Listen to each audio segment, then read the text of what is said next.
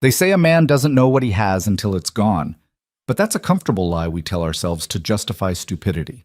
Nathaniel Blackthorne knew exactly what he had, a wife who would have walked through fire for him, and he threw it away anyway because he confused obsession with love and familiarity with emptiness. Now here he stands in the wreckage of his own making, watching the woman he destroyed shine brighter without him than she ever did beside him. And the bitter truth is this: some men don't deserve second chances, and some losses should haunt you forever. What happens when a man who had everything realizes too late that he traded gold for painted glass? Stay with me until the end, because this is the kind of ruin that starts with arrogance and ends with a silence so complete it swallows you whole. The morning of Nathaniel Blackthorne's destruction began like any other, with his wife's absence. He didn't notice at first. The Duke of Blackthorne rarely noticed anything about Evelyn unless it inconvenienced him, and her quiet departure from their bed before dawn had become so routine over the past year that the empty space beside him felt more natural than her presence ever had. He woke to sunlight streaming through the tall windows of Blackthorne Manor, stretched across Egyptian cotton sheets that cost more than most families earned in a month, and rang for his valet without once wondering where his Duchess had gone. Thomas appeared within minutes, his face professionally blank as he laid out Nathaniel's riding clothes. "The Duchess is in the morning room, Your Grace," Thomas said without being asked. Nathaniel grunted. "Tell her I'll be riding with Lord Pemberton this morning. I won't need breakfast." "Very good, Your Grace." The valet's voice held no inflection, no judgment, but Nathaniel caught the slightest hesitation before Thomas turned away. It irritated him in a vague, unfocused way that he didn't bother to examine. Servants always had opinions they thought they were entitled to, as if proximity to nobility gave them insight into matters beyond their station. He dressed quickly and took the servant's stairs down to avoid passing the morning room entirely. Evelyn would be sitting there with her tea and her correspondence, writing thank you notes for some charity function or another, being perfectly gracious and perfectly boring. 5 years of marriage had taught Nathaniel that his wife's capacity for tedious propriety knew no bounds. The stables smelled of hay and leather and horse sweat, honest smells that reminded him of his youth before duty, and expectations had caged him inside a role he'd never wanted. His stallion, Obsidian, tossed his head as the grooms saddled him, eager for the run. Nathaniel understood that eagerness. He felt it too, the desperate need to escape the suffocating weight of being the Duke of Blackthorne, if only for a few hours. "Beautiful morning for it," Pemberton called out as his own mount was brought around. He was already astride, his round face flushed with the exertion of hoisting himself into the saddle. "Weather's been abysmal lately. Good to finally get some sun." Nathaniel swung up onto Obsidian with the easy grace of a man who'd been riding since he could walk. "I need the air. The manor feels like a tomb these days." "Evelyn not brightening your days, eh?" Pemberton laughed, that knowing laugh men shared when discussing wives they found tiresome. "Mine's been after me about the season. Wants to throw a ball. As if we need another excuse for the vultures to peck at our coffers." They rode out through the estate gates, past the manicured gardens that Evelyn had restored when they were first married. She'd spent months working with the head gardener, choosing plantings that would bloom in sequence throughout the year. Nathaniel remembered being annoyed by how much time she devoted to it, as if arranging flowers was somehow meaningful work. The memory soured his mood further. "I think we married the wrong women," he said, more bitterly than he'd intended. "Mine's perfectly pleasant, perfectly dutiful, perfectly insufferable in her perfection." Pemberton chuckled. "They all are, old boy. It's what they're raised for. Grace and propriety and making us look good at parties. Can't fault them for being what they were bred to be." But that wasn't quite it, Nathaniel thought, as they cantered across the open fields of his estate. It wasn't that Evelyn was dutiful. Plenty of wives were dutiful without making their husbands feel like they were slowly suffocating. It was something else, something he couldn't articulate even to himself. She looked at him with such steady devotion, such unshakable faith in his goodness, and it made him feel like a fraud. Because he wasn't good. He'd never been good. He'd married Evelyn because she was suitable. Impeccable breeding, modest dowry, pretty enough without being threatening, and most importantly, willing. His father had approved the match. His mother had approved the match. Society had approved the match. Everyone had been very pleased with how well he'd done for himself, landing Evelyn Ashford with her gentle disposition and her family's old name. No one had asked if he loved her. No one had asked if he wanted to. They'd been married 3 months when Nathaniel had seen Vivian Sterling again at the theater. She'd been standing in the Ashworth box, laughing at something Lord Ashworth had said. and the sight of her had punched the air from Nathaniel's lungs. 10 years since he'd last seen her, since his father had ended their engagement and arranged his marriage to Evelyn instead, and Vivian was still the most captivating woman he'd ever laid eyes on. That night, he'd barely heard the opera. He'd sat beside Evelyn in their box, watched her watch the performance with polite attention, and felt the cage of his marriage lock shut around him with finality. 4 years later, he still couldn't get Vivian out of his mind. "You're thinking about her again," Pemberton said, pulling his horse alongside Nathaniel's. "I can always tell. You get this look." Nathaniel didn't ask who he meant. "She's been at every event this season. It's impossible to avoid her." "Then don't avoid her." Pemberton shrugged with the carelessness of a man who'd never loved anyone more than he loved his own comfort. "Everyone knows Ashworth married her for her father's shipping connections. He's twice her age and barely notices she exists. If you want the woman, take her. It's not as if your marriage is a love match." The casual cruelty of it should have bothered Nathaniel, should have made him think of Evelyn sitting in the morning room, writing her thank you notes with patient care, should have reminded him that his wife had done nothing to deserve his contempt except fail to be the woman he'd wanted. Instead, it felt like permission. "Evelyn would be devastated," he said, testing the words. "Evelyn would survive. Women always do." Pemberton pulled up his horse near the edge of the woods. "Look, I'm not saying throw it in her face, but you're the Duke of Blackthorn. You're entitled to certain accommodations. It's practically expected in our circles." Nathaniel knew that was true. Half the men in his club kept mistresses. Some of them paraded their lovers through society with barely concealed pride, while their wives smiled bravely and pretended not to notice. It was the way of things, the price women paid for security and status. But Evelyn wouldn't smile bravely. She'd break quietly, the way she did everything, with dignity and grace and that terrible silent devastation he'd seen in her eyes the few times he'd been needlessly cruel. The thought should have stopped him. It didn't. The Ashworth Ball was the event of the season, the kind of ostentatious display of wealth that made even other aristocrats raise their eyebrows. Crystal chandeliers imported from Venice, champagne from France, an orchestra of 30 musicians, and enough roses to blanket half of England. Evelyn had spent the afternoon getting ready with her lady's maid, enduring the careful arrangement of her hair and the lacing of her corset with patient stillness. Nathaniel had barely looked at her when she'd emerged from her dressing room. She wore deep emerald silk that brought out the green in her eyes, her mother's diamonds at her throat, her dark hair swept up to reveal the graceful line of her neck. She looked beautiful in that quiet, understated way she always did, like morning light through curtains, easily overlooked and easily forgotten. "You look lovely," he'd said, the words automatic and empty. She'd smiled at him with such genuine pleasure that it had made him feel vaguely sick. Now they stood in the Ashworth ballroom making small talk with Lord and Lady Pemberton, and Nathaniel could feel Vivian's presence like a magnetic pull, even though he hadn't seen her yet. Evelyn stood beside him with her gloved hand resting lightly on his arm, playing her part perfectly as always, smiling and nodding and saying exactly the right things to exactly the right people. "The Duchess has been absolutely instrumental in our literacy program," Lady Pemberton was saying. "The number of children we've been able to reach has doubled since she joined the committee." Evelyn ducked her head modestly. "It's important work. Every child deserves to read." "Spoken like a true philanthropist," Lord Pemberton boomed. "Your wife's a credit to you, Blackthorn. A credit." Nathaniel murmured something appropriate and felt Evelyn's fingers tighten slightly on his arm.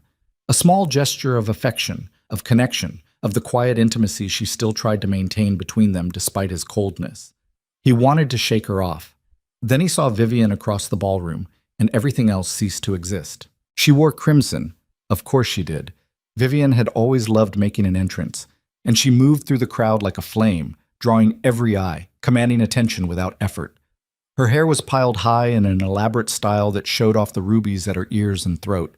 And when she laughed at something Lady Ashworth said, the sound carried across the room like music.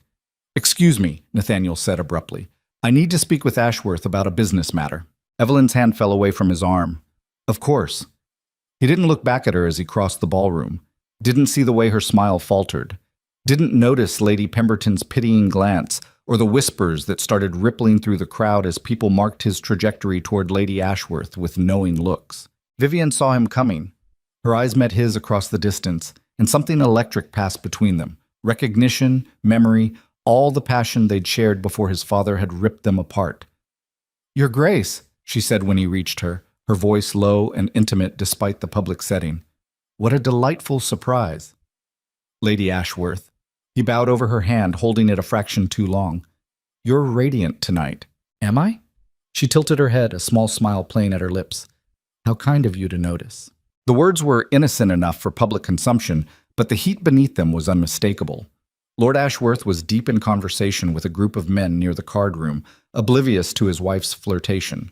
Nathaniel let himself drown in Vivian's dark eyes, in the familiar scent of her perfume, in the fantasy of what might have been if his father hadn't valued political alliance over his son's happiness. "Dance with me," he said. It wasn't a request.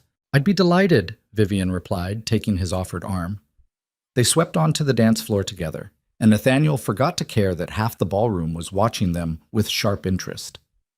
Forgot that his wife was standing by the windows with her patient smile, watching him choose another woman in front of everyone who mattered. Forgot everything except the feeling of Vivian in his arms, the way they'd always moved together like two parts of the same whole. "You've been avoiding me," she murmured as they turned through the waltz. "I've been trying to do the right thing." "And how's that working for you?" He pulled her infinitesimally closer, pressing the boundaries of propriety. "Miserably." She laughed, that same laugh he'd fallen in love with when they were both too young to know better. "You married her because your father told you to. That doesn't mean you have to stay miserable." "She's my wife, Vivian." "And I should have been." The words were fierce, years of bitterness compressed into a single sentence. "We should have been together. We still could be." The waltz ended. They stood in the middle of the dance floor, holding each other while couples flowed around them, and Nathaniel made the choice that would destroy everything. "Meet me," he said, "tomorrow. The old hunting lodge on the east side of my estate, 2:00. Vivian's eyes glittered with triumph. "I'll be there." He escorted her back to Lady Ashworth and went to find Brandy, his heart pounding with the reckless euphoria of a man jumping off a cliff. Somewhere in the crowd, Evelyn was watching. He could feel her gaze like a physical weight, but he didn't look for her. Didn't want to see what his betrayal had done to her face. That would come later. Evelyn stood by the tall windows overlooking the Ashworth Gardens and tried to remember how to breathe. She'd known this was coming. In her heart, she'd known from the moment Vivian Sterling had reappeared in London society that Nathaniel would drift back toward his first love like a compass finding north. She'd seen it in the way he looked at Vivian across crowded rooms, the way he found excuses to be wherever she was, the way he'd grown even more distant at home until Evelyn felt like a ghost haunting her own marriage.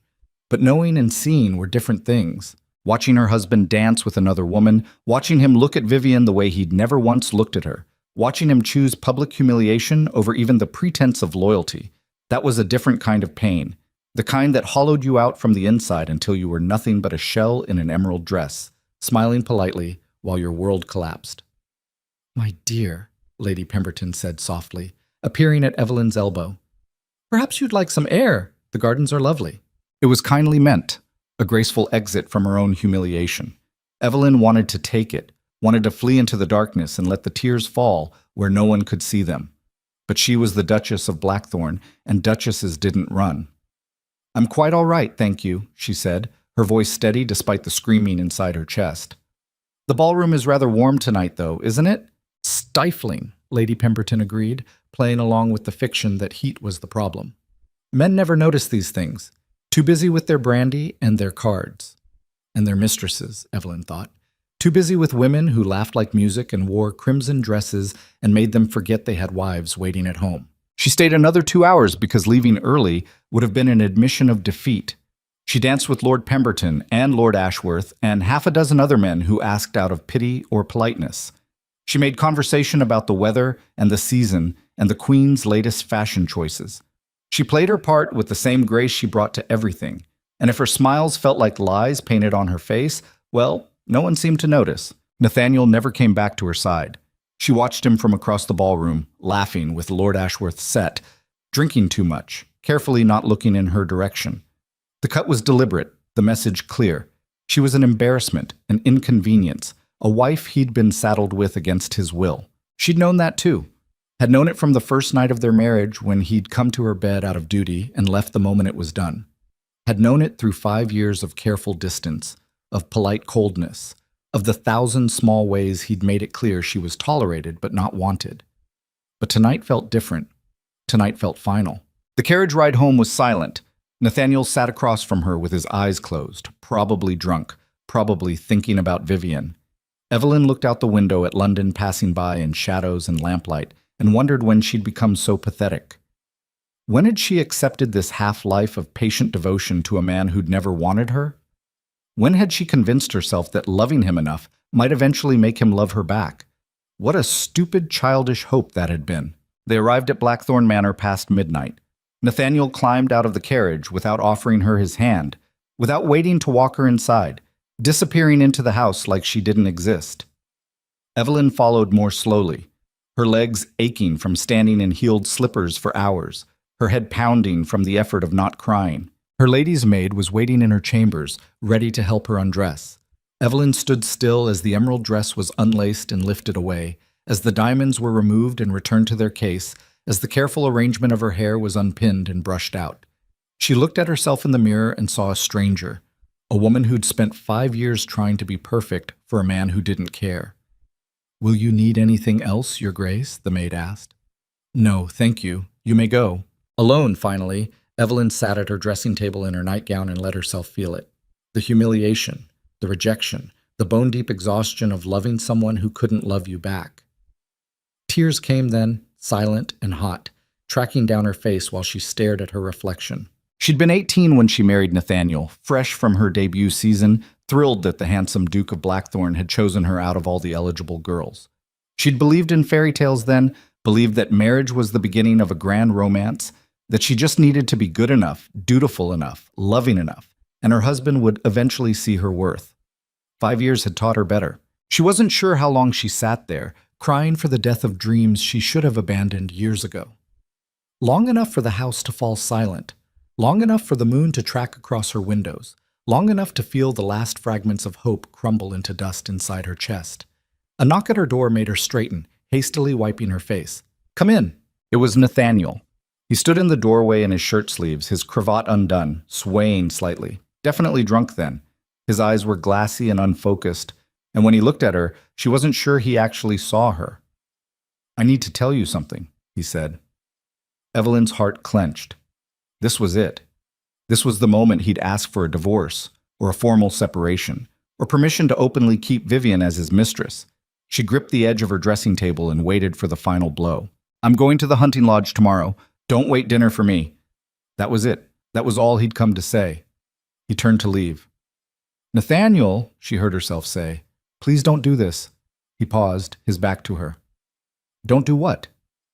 "Don't throw away our marriage for something that ended 10 years ago." "Our marriage?" He laughed, the sound ugly and bitter. "Is that what you call this? This polite fiction we've been performing for half a decade? I call it a commitment. I call it the vows we made before God and everyone we know. Vows my father forced me to make. Vows I never wanted."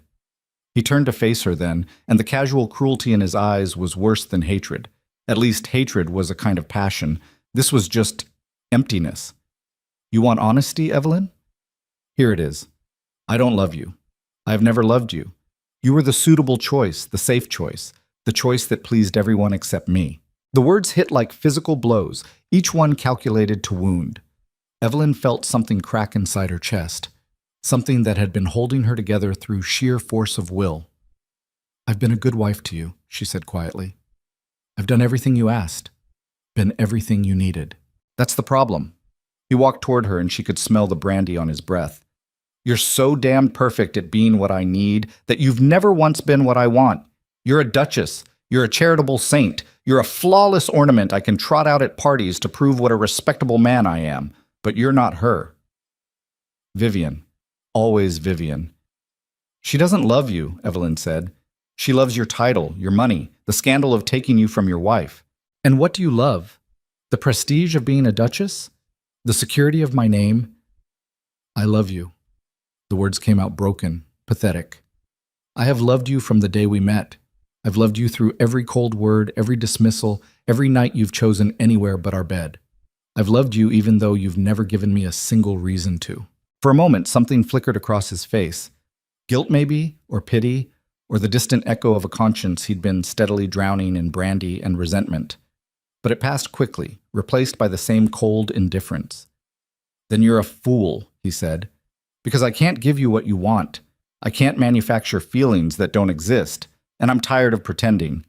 He left then, closing the door behind him with a quiet click that felt more final than slamming it would have. Evelyn sat very still in the silence that followed, her hands folded in her lap, her spine straight despite the shaking that threatened to tear her apart. She thought about her mother's advice before the wedding. A woman's strength is in her endurance. You'll love him through the difficult times, and eventually he'll see your worth. Her mother had been wrong. There was no endurance left in her, no strength, no hope. Just the hollow recognition that she'd wasted 5 years of her life trying to earn love from a man who viewed her as an obligation, and she couldn't do it anymore. She couldn't watch him choose Vivian tomorrow, couldn't sit in this manner pretending everything was fine while he conducted an affair everyone knew about, couldn't keep breaking herself into smaller and smaller pieces trying to fit into a space he refused to make for her. She stood up on shaking legs and went to her writing desk, drew out a piece of her personal stationery, dipped her pen in ink. The letter took her an hour to write, crossing out words and starting over until she'd said everything that needed saying without dissolving into the desperate pleading her heart wanted to spill across the page. When she was finished, she sealed it with wax and her personal signet, then set it on Nathaniel's pillow. Then she packed. Not everything that would take servants and attention she didn't want, just the essentials, a trunk of dresses, her jewelry, the few personal items that mattered, her mother's prayer book, the pressed flowers from her wedding bouquet that she'd kept like a fool, the letters from her father before he'd passed. Her lady's maid found her in the gray light of dawn, surrounded by half-packed trunks. "Your Grace," Margaret breathed. "What are you doing?" "I'm leaving." "Leaving? But where will you go?" "My aunt's estate in Ashbury. She's been asking me to visit for years." Evelyn closed the trunk and looked at Margaret steadily. "I need you to arrange a carriage, quietly. I'll be gone before the household wakes." "Does His Grace know?" "He will soon enough." Margaret's face crumpled with the kind of sympathy that made Evelyn's composure threaten to shatter. "Oh, Your Grace, I'm so sorry. Everyone knows about Lady Ashworth. It's shameful how he's treating you." "Don't," Evelyn said softly. "Don't pity me. Just help me leave with my dignity intact, please." The carriage was ready within the hour. Evelyn walked through Blackthorn Manor one last time, trailing her fingers along the walls she'd tried so hard to make into a home. The morning room where she'd spent countless hours. The library where she'd hoped Nathaniel might join her for quiet evenings. The portrait gallery where their wedding painting hung, both of them young and hopeful and headed toward disaster. She didn't look back as the carriage pulled away, carrying her toward whatever came next. Behind her, Nathaniel slept late into the morning, dreaming of Vivian and already planning his afternoon at the hunting lodge. He didn't find Evelyn's letter until nearly noon, and when he did, he read it with more irritation than concern. "Nathaniel, I'm leaving because staying would destroy what little of myself I have left. You've made it clear I'm unwanted, and I won't force my presence on someone who finds it burdensome. I release you to pursue whatever happiness you believe Lady Ashworth can provide, though I suspect you'll find it's built on different lies than ours was. I don't hate you. I can't hate someone I've loved as completely as I've loved you, but I also can't watch you anymore. Can't endure the casual cruelty you don't even recognize as cruelty because you've never cared enough to notice what your indifference does to me. I hope you find what you're looking for. I truly do. But I won't be here when you realize it wasn't what you needed. Evelyn." He read it twice, standing in his dressing room while his valet waited with his riding clothes. Then he folded it carefully and placed it in his desk drawer, already dismissing it as the dramatic gesture of a wounded wife, who'd be back within a week once she'd made her point. Evelyn would come home. Women always did. He had more important things to think about. At 2 o'clock, he rode to the hunting lodge where Vivian was waiting, and the affair that would ruin his life began in earnest while his wife's carriage carried her further away with every mile, heading toward a future that had no space for the Duke of Blackthorn in it at all. Nathaniel had always believed that desire and satisfaction were the same thing, that wanting something badly enough meant having it would finally quiet the restlessness that had lived in his chest since boyhood.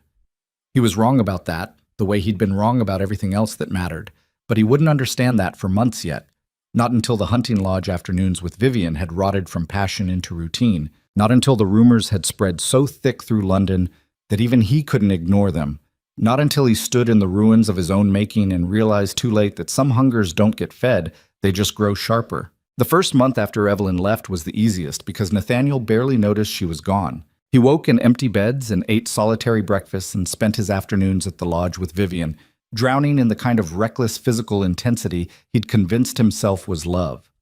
She met him there 3 times a week, sometimes 4, slipping away from Lord Ashworth's indifferent household to the secluded stone building on the edge of Nathaniel's estate where they could pretend the rest of the world didn't exist. It felt like vindication at first, like reclaiming something that had been stolen from him 10 years ago when his father had ended their engagement. Every time Vivian laughed in his arms, every time she whispered that she'd never stopped loving him, it reinforced the story he'd been telling himself. That he'd married the wrong woman, that Evelyn had been a mistake imposed by duty, that real passion couldn't be manufactured through propriety and vows. He ignored the fact that Vivian never asked about his life beyond their stolen hours, never asked about his estate management or his seat in Parliament or any of the responsibilities that filled his days. She wanted the fantasy version of him, the young man who'd loved her before obligation had complicated everything, and he was happy to perform that role because it meant he didn't have to think about the growing problems everywhere else. Thomas packed away Evelyn's things from the Duchess's chambers without comment, though Nathaniel caught the valet's disapproving silence every time he returned from the lodge smelling of Vivian's perfume. The other servants developed the same careful neutrality, going about their duties with faces that revealed nothing while the gossip undoubtedly spread through the household like wildfire. Nathaniel told himself he didn't care what they thought. He told himself Evelyn would come crawling back once she'd finished sulking at her aunt's estate. He told himself a lot of comfortable lies that first month. The cracks started showing in the second month when Lord Pemberton pulled him aside at White's and said, "Your wife's been gone 6 weeks now. People are starting to talk." Nathaniel had been 3 glasses deep into excellent brandy, loose-limbed and unconcerned. Let them talk. Evelyn needed time to accept reality. She'll come around. Pemberton's round face had gone serious in a way that cut through the alcohol haze. "That's not what they're saying, old boy. They're saying you drove her away for Lady Ashworth, that you humiliated her publicly, and she had too much pride to endure it." "So what?" Nathaniel had drained his glass and signaled for another. "Half the men here keep mistresses. Why is everyone so scandalized when I do it?" "Because you didn't keep it discreet, you bloody fool. You danced with Vivian Sterling in front of the entire Ashworth ball while your wife watched. You made it a spectacle." The words had stung more than Nathaniel wanted to admit, partly because they were true, and partly because he'd been too drunk on forbidden romance to notice he'd crossed a line. There were rules about these things, unspoken but ironclad. You could have your affairs as long as you protected your wife's dignity in public, as long as she could maintain the fiction that everything was fine. He'd blown past those rules without a second thought, and now London society was reassessing him. Still, he'd convinced himself it would blow over. Scandals always did. Give it a few weeks, and someone else would do something outrageous enough to shift attention away from the Duke of Blackthorn's marital troubles. Then the invitations started drying up. Not all at once, not obviously enough to call it a direct cut, but slowly, steadily, the flood of social obligations that had defined his calendar began to thin. The Weatherby ball that he'd attended for years suddenly had a conflict with the date. Lady Morrison's garden party was family only this year. The Cunningham dinner was at capacity, so sorry. He mentioned it to Vivian one afternoon at the lodge, half joking about how fickle society could be. She'd been sprawled across the bed they'd just thoroughly occupied, her dark hair loose around her shoulders, and she'd laughed that musical laugh he'd once found enchanting. "They're protecting their reputations. Nobody wants to be seen endorsing your behavior." "My behavior?" He'd pulled on his shirt, suddenly irritated. "You're the one who's married to someone else too. I'm a woman. Different rules." She sat up, wrapping the sheet around herself with calculated modesty. "Besides, Ashworth doesn't care what I do as long as I'm discreet about it. You're the one who made it a public circus." The accusation in her tone caught him off guard. "I thought you wanted this. Wanted us. I wanted you to be smart about it." Her eyes had gone hard in a way he'd never seen before, all the softness of their post-coital intimacy evaporating. "I wanted you to handle your wife quietly so we could continue without every gossip in London watching our every move. Handle my wife." The phrase sat wrong in his mouth. Evelyn's not some problem to be managed. She's— What? Your Duchess? Vivian's smile was sharp. She was convenient, Nathaniel. Suitable. Safe. Everything you resented about the marriage your father forced on you. Don't pretend she meant more than that just because she had the sense to leave before you pushed her out. He'd left the lodge earlier than usual that day, driving his curricle too fast through the estate roads while Vivian's words circled in his head like carrion birds. She was right. She had to be right. Because admitting she was wrong meant admitting he'd destroyed his marriage for a woman who viewed him as carelessly as he'd viewed Evelyn. The thought was too uncomfortable to sit with, so he drowned it in more brandy and told himself everything would settle once the gossip died down. It didn't die down. By the third month, the rumors had metastasized from whispered scandal into open judgment. Women he'd known for years gave him cut direct at the opera. Men he'd considered friends made excuses to avoid him at the club. His mother wrote a scathing letter demanding to know what he thought he was doing, dragging the Blackthorn name through the mud for some tawdry affair with Vivian Sterling, of all people. The irony is you could have married her 10 years ago if you'd had a spine, his mother had written in her precise, cutting script. Your father would have relented if you'd fought for it. Instead, you accepted Evelyn without protest, and now you've decided she's inadequate because she had the misfortune of not being your first choice. You're a coward, Nathaniel, and cowards make terrible dukes. He'd burned the letter in the fireplace of his study and opened another bottle. The estate books were a disaster he'd been ignoring for months, maybe longer. His steward had been trying to get his attention about falling revenues and rising costs, about tenant complaints and necessary repairs, but Nathaniel kept putting off the meetings.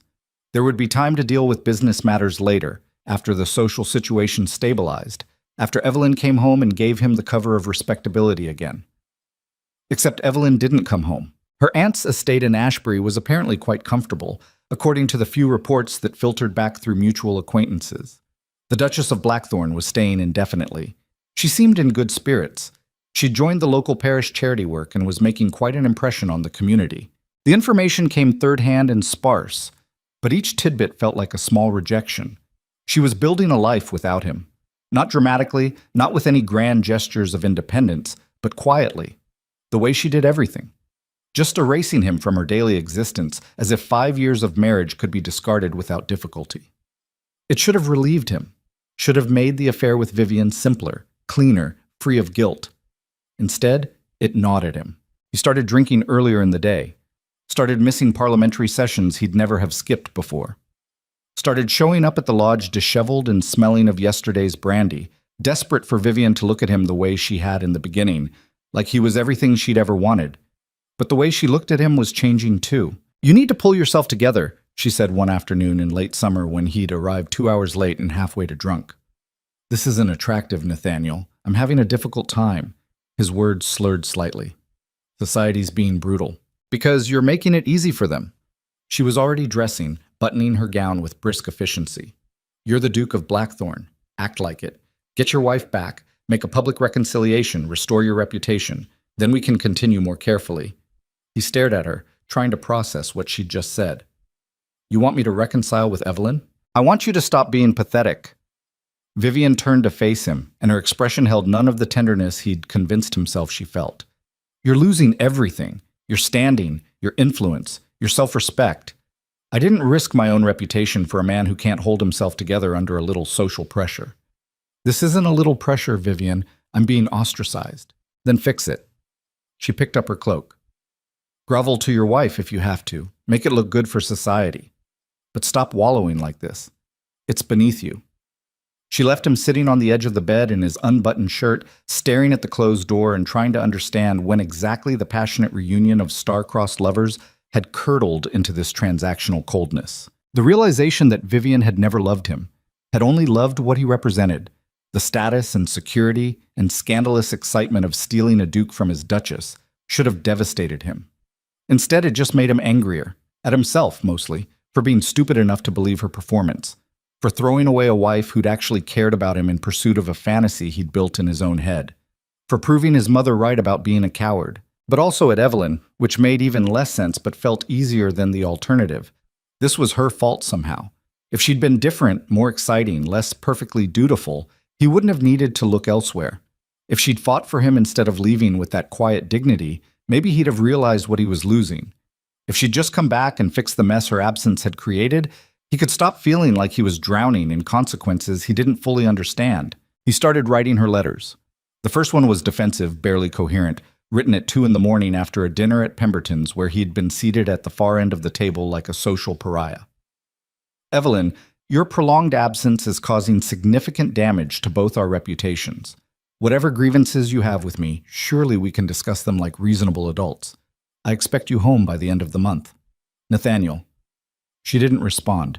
The second letter was angrier, more demanding. Your childish tantrum has gone on long enough. You have responsibilities here as my Duchess.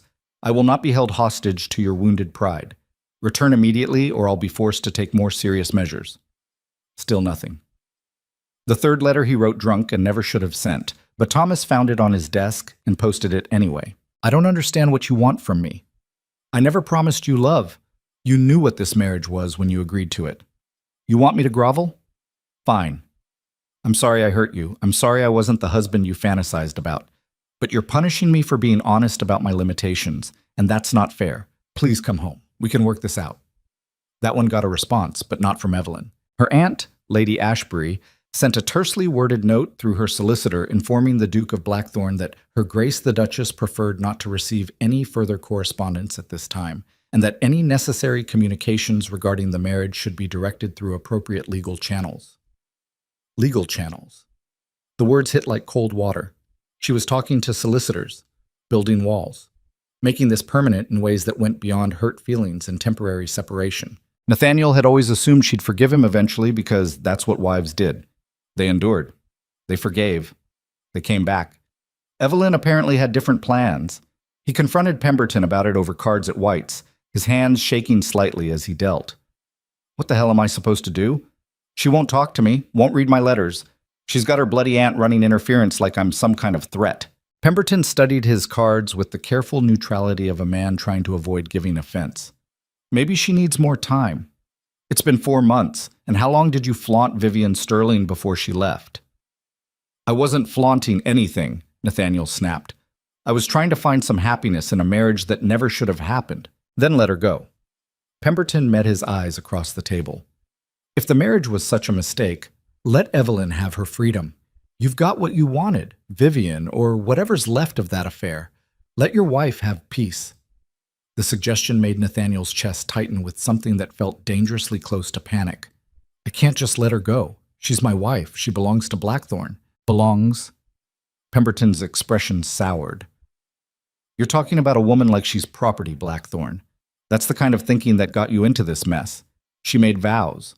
So did you. How are you honoring them?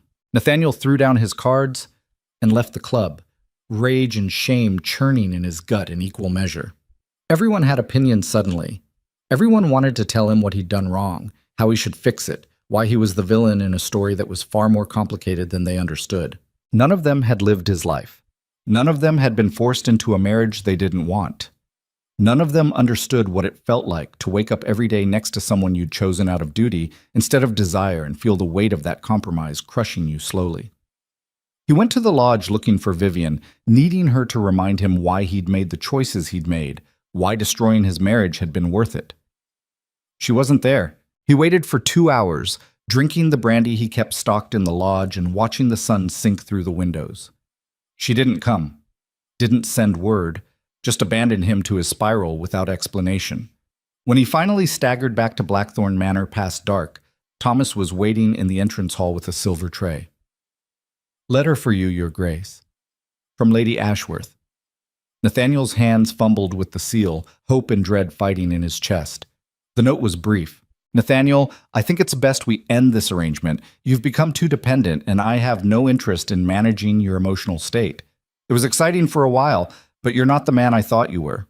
Lord Ashworth and I are departing for the continent for the winter. Please don't contact me again. V. He read it 3 times, waiting for the devastation to hit. It didn't come. Just a hollow kind of recognition that he'd destroyed his marriage for a woman who'd never seen him as anything more than a diversion. And now he had nothing. No wife, no mistress, no reputation, no respect. Just the echoing silence of Blackthorn Manor and the growing pile of unpaid accounts his steward kept trying to make him address. The 4th month became the 5th, and Nathaniel stopped pretending he had control of anything. The estate finances were worse than he'd realized. Years of neglect and extravagant spending had created a crisis that required immediate attention. Tenant cottages needed repairs. Drainage systems were failing. Debts were mounting faster than revenues could cover them. His steward, a patient man named Harrison, who'd served the Blackthorn estate for 30 years, finally cornered him in the study with a stack of ledgers and a grim expression. "Your Grace, we need to discuss the financial situation. It's reached a critical point." "Not now, Harrison." "When then?" The steward's voice held an edge Nathaniel had never heard before. "When the creditors start seizing assets? When we can't pay the staff? When the tenants revolt because their homes are falling down around them?" I said not now. "With respect, Your Grace, it has to be now." Harrison dropped the ledgers on the desk with a heavy thud. Her Grace used to handle much of the estate management, the household accounts, the tenant relations, the charity obligations. Since she left, everything's fallen apart because you haven't stepped in to fill that gap. Evelyn had done all that? Nathaniel tried to remember ever paying attention to what his wife did with her days, beyond the vague awareness that she was always busy with something charitable and boring. She kept this estate running while you focused on Parliament and other pursuits. Harrison's disapproval was subtle but unmistakable. Now she's gone and you haven't replaced her organizational capabilities. We're hemorrhaging money and you don't seem to care. I care. Then prove it. The steward's eyes were hard. Sit down and go through these books with me. Make the decisions that need making. Or find a way to bring your wife home because she's the only reason this estate functioned as well as it did. Nathaniel wanted to argue that it wasn't his fault Evelyn had left, that she was the one who'd abandoned her responsibilities, that Harrison had no right to speak to a duke with such insubordination. But the words died in his throat because they all knew the truth. He'd driven her away. He'd been so focused on his own misery and his fantasy of Vivian that he'd never noticed Evelyn was holding together the practical reality of their lives. Never appreciated that her quiet competence was the only thing preventing the kind of disaster that was now crashing down around him. "Fine," he said, dropping into his chair. "Show me." They spent 6 hours going through the books, and with every page, Nathaniel felt his carefully constructed narrative of himself as the wronged party crumble further. Evelyn had been managing an operation that touched hundreds of lives. Tenant families who depended on the Blackthorn estate for their livelihoods. Staff who relied on timely wages. Charitable organizations that counted on her patronage. All of it organized with meticulous care in her neat handwriting. Budgets balanced, expenditures tracked, obligations met. She'd been running a small kingdom while he'd been feeling sorry for himself about being trapped in a marriage he didn't want. "Your Grace," Harrison said as midnight approached and they finally reached the bottom of the pile. "You need to make a choice. Either commit to learning how to do this yourself or convince your wife to return. Because without one or the other, Blackthorn won't survive another year." The stark assessment should have galvanized him into action. Instead, he just felt tired. Tired of fighting battles he didn't understand. Tired of being judged by people who didn't know what it was like to be him. Tired of the constant low-grade panic that something essential was slipping through his fingers, and he couldn't figure out how to hold on. He started spending more time in the study going through the estate business, forcing himself to understand the systems Evelyn had built. It was mind-numbing work that he had no aptitude for, and he resented every minute of it while simultaneously gaining a grudging respect for how much his wife had carried without ever complaining. The social exile continued. London had fully turned against him now, the whispers no longer even bothering to be discreet. He'd become a cautionary tale. The Duke who'd destroyed his marriage for a woman who didn't want him, who'd humiliated his Duchess publicly and then couldn't understand why society disapproved. His mother stopped writing entirely, which was somehow worse than her scathing letters. Pemberton still tolerated his presence at the club, but with a wariness that suggested their friendship had limits Nathaniel was approaching. And through it all, Evelyn remained in Ashbury, living her quiet life and apparently doing just fine without him. The reports that filtered back were maddeningly vague, but consistently positive. The Duchess was thriving. The Duchess had started a literacy program for tenant children. The Duchess had been invited to dine with Lord Ashbury and his family. Wait, Lord Ashbury? Nathaniel had been half drunk when Pemberton mentioned it, sitting in the club library where fewer people could witness his deterioration. "She's been spending time at the neighboring Ashbury estate," Pemberton said carefully. "Lord Ashbury's son recently returned from his medical work abroad. Apparently he and the Duchess have been collaborating on some charitable project. Nathaniel's hand tightened around his glass. What kind of project? Something about healthcare for rural populations. Pemberton watched him warily. It's all very proper, Blackthorne.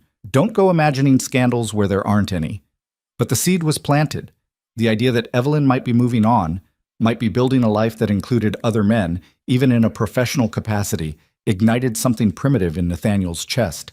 Something that felt like ownership and entitlement and the belated recognition that he'd thrown away something valuable. He told himself it was concern for propriety, that as her husband, he had a right to know who she was associating with. That 6 months of separation didn't give her license to involve herself with strange men. The truth, which he couldn't quite admit even to himself, was simpler and uglier. He couldn't stand the thought of someone else seeing value in Evelyn when he'd spent 5 years treating her like an obligation.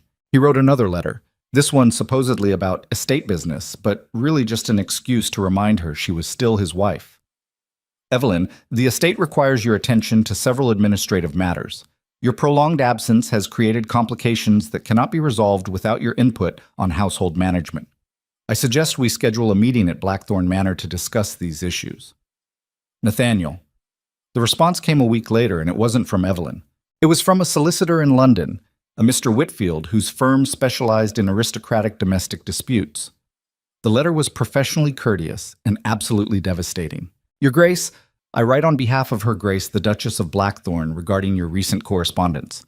The Duchess has asked me to inform you that she has no intention of returning to Blackthorn Manor for any purpose. All administrative matters you mentioned can be handled through written correspondence directed to this office. Furthermore, the Duchess wishes to make clear that while she has no immediate plans to seek legal separation, she considers the marriage effectively concluded and asks that you respect her privacy and refrain from further direct contact. Your Grace's cooperation in this matter would be appreciated.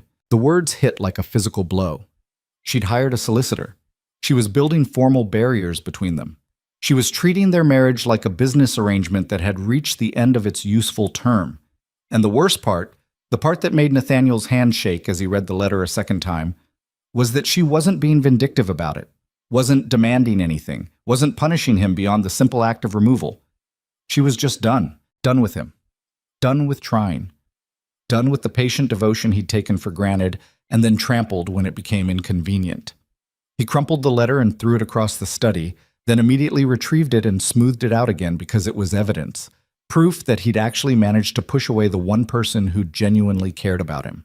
The rational response would have been to respect her wishes, to let her have the peace she was asking for, to focus on salvaging what remained of his estate and his reputation and accept that some mistakes couldn't be undone. Nathaniel had never been particularly good at rational responses. Instead, he got drunk and made plans to go to Ashbury himself, to force a confrontation that would somehow make Evelyn see reason. In his brandy-soaked logic, if he could just talk to her face to face, explain that he understood now, that he was sorry, that he needed her, surely she'd relent. Surely she'd forgive him the way wives were supposed to forgive. Pemberton talked him out of it. Don't, the older man said flatly when Nathaniel announced his intentions. Don't show up on her doorstep like some obsessed fool. You'll only make it worse. How could it possibly be worse? Because right now she's maintaining dignity and distance. If you chase after her, you'll look desperate and she'll look justified in everything she's done. Pemberton leaned forward, his face unusually serious. You want her back? Prove you've changed. Fix your estate. Rebuild your reputation. Show her through actions, not words, that you're worth reconsidering. I don't have time for that. The creditors are circling. The estate's falling apart. Then you should have thought about that before you threw away the woman holding it all together. The brutal honesty of it sobered Nathaniel faster than coffee ever could. He spent the next month trying to do what Pemberton suggested, throwing himself into estate management with grim determination, cutting unnecessary expenses, meeting with tenants, forcing himself to care about drainage ditches and crop rotations, and all the tedious details that kept a duchy functioning. It was exhausting work that made him appreciate just how much Evelyn had been doing without recognition or thanks. But it wasn't enough. The financial hole was too deep, the social damage too extensive. Every time he thought he'd made progress, some new crisis would emerge. A major tenant threatening to leave, a supplier demanding immediate payment, a scandal sheet running another story about the disgraced Duke of Blackthorn and his abandoned Duchess. Winter came early that year, and with it a cold that seeped into Blackthorn Manor's bones. and made the emptiness more obvious. The house had always been large, but with Evelyn gone it felt cavernous. Her absence echoed in every room she used to occupy, every space she'd tried to make warm and welcoming. The morning room where she'd handled correspondence, the library where she'd read by the fire, the gardens she'd restored that were now falling back into neglect without her attention. All of it reminded him that he'd had something precious, and he'd ground it into dust through sheer selfish stupidity. The breaking point came in early December. Nathaniel was in his study going through another round of impossible financial decisions when Thomas knocked and entered with unusual formality. "Your Grace, there's a gentleman here to see you. A Dr. Adrian Whitmore from Ashbury." The name sent ice through Nathaniel's veins. The son.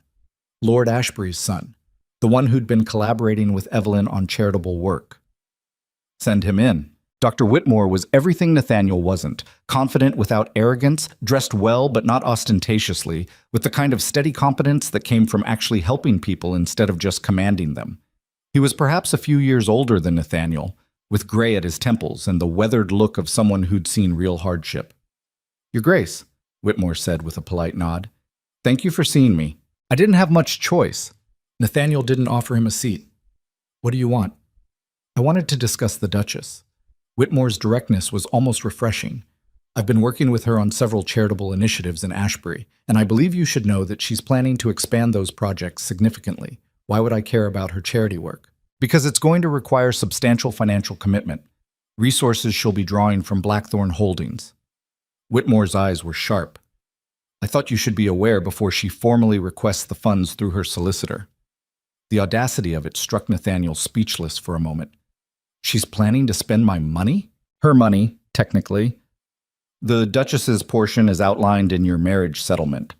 Whitmore pulled out a folder. "I've brought documentation of the projects she's supporting. They're all legitimate charitable works that will significantly benefit the region." Nathaniel took the folder but didn't open it, too busy trying to process the fact that this stranger knew more about his wife's activities and intentions than he did. "You seem very invested in my wife's charity work, Doctor." "I'm invested in helping people. The Duchess has proven to be an exceptional partner in that endeavor. She's intelligent, compassionate, and deeply committed to making a real difference." Whitmore's expression softened slightly. "She's also one of the finest people I've had the privilege of knowing." The words were simple, stated as fact without any romantic undertone, but they hit Nathaniel like a gut punch. This man, this country doctor who'd known Evelyn for a few months, recognized her worth in a way Nathaniel had failed to for 5 years. "Get out," Nathaniel said quietly. "Your Grace."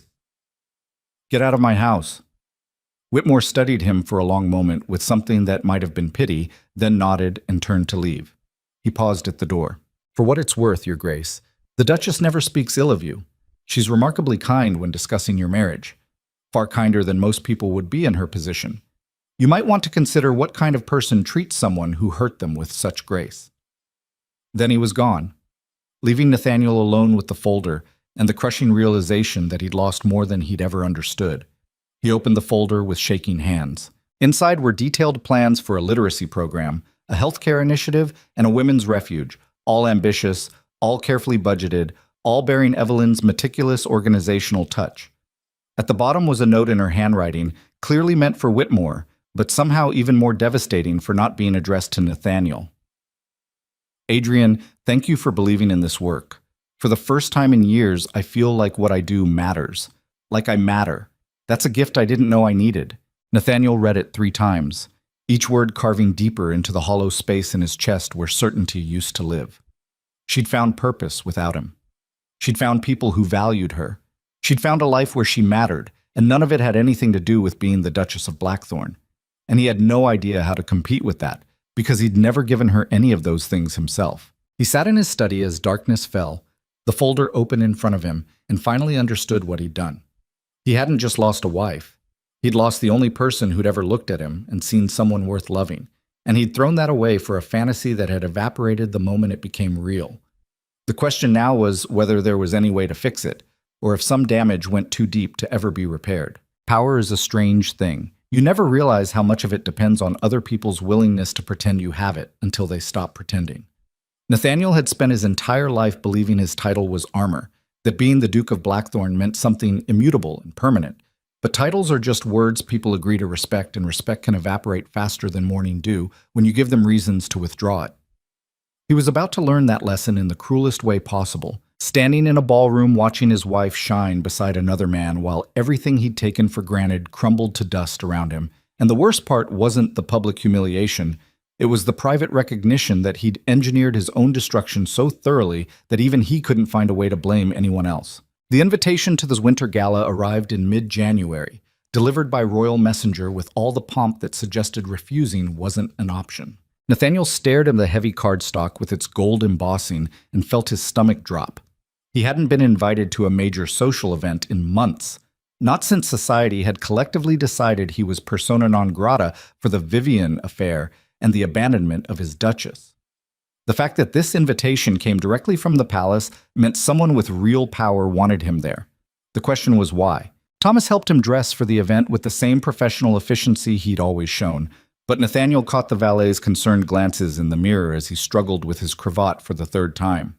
His hands were shaking, had been shaking for weeks now, a tremor he couldn't quite control that got worse when he was stressed or hadn't been drinking.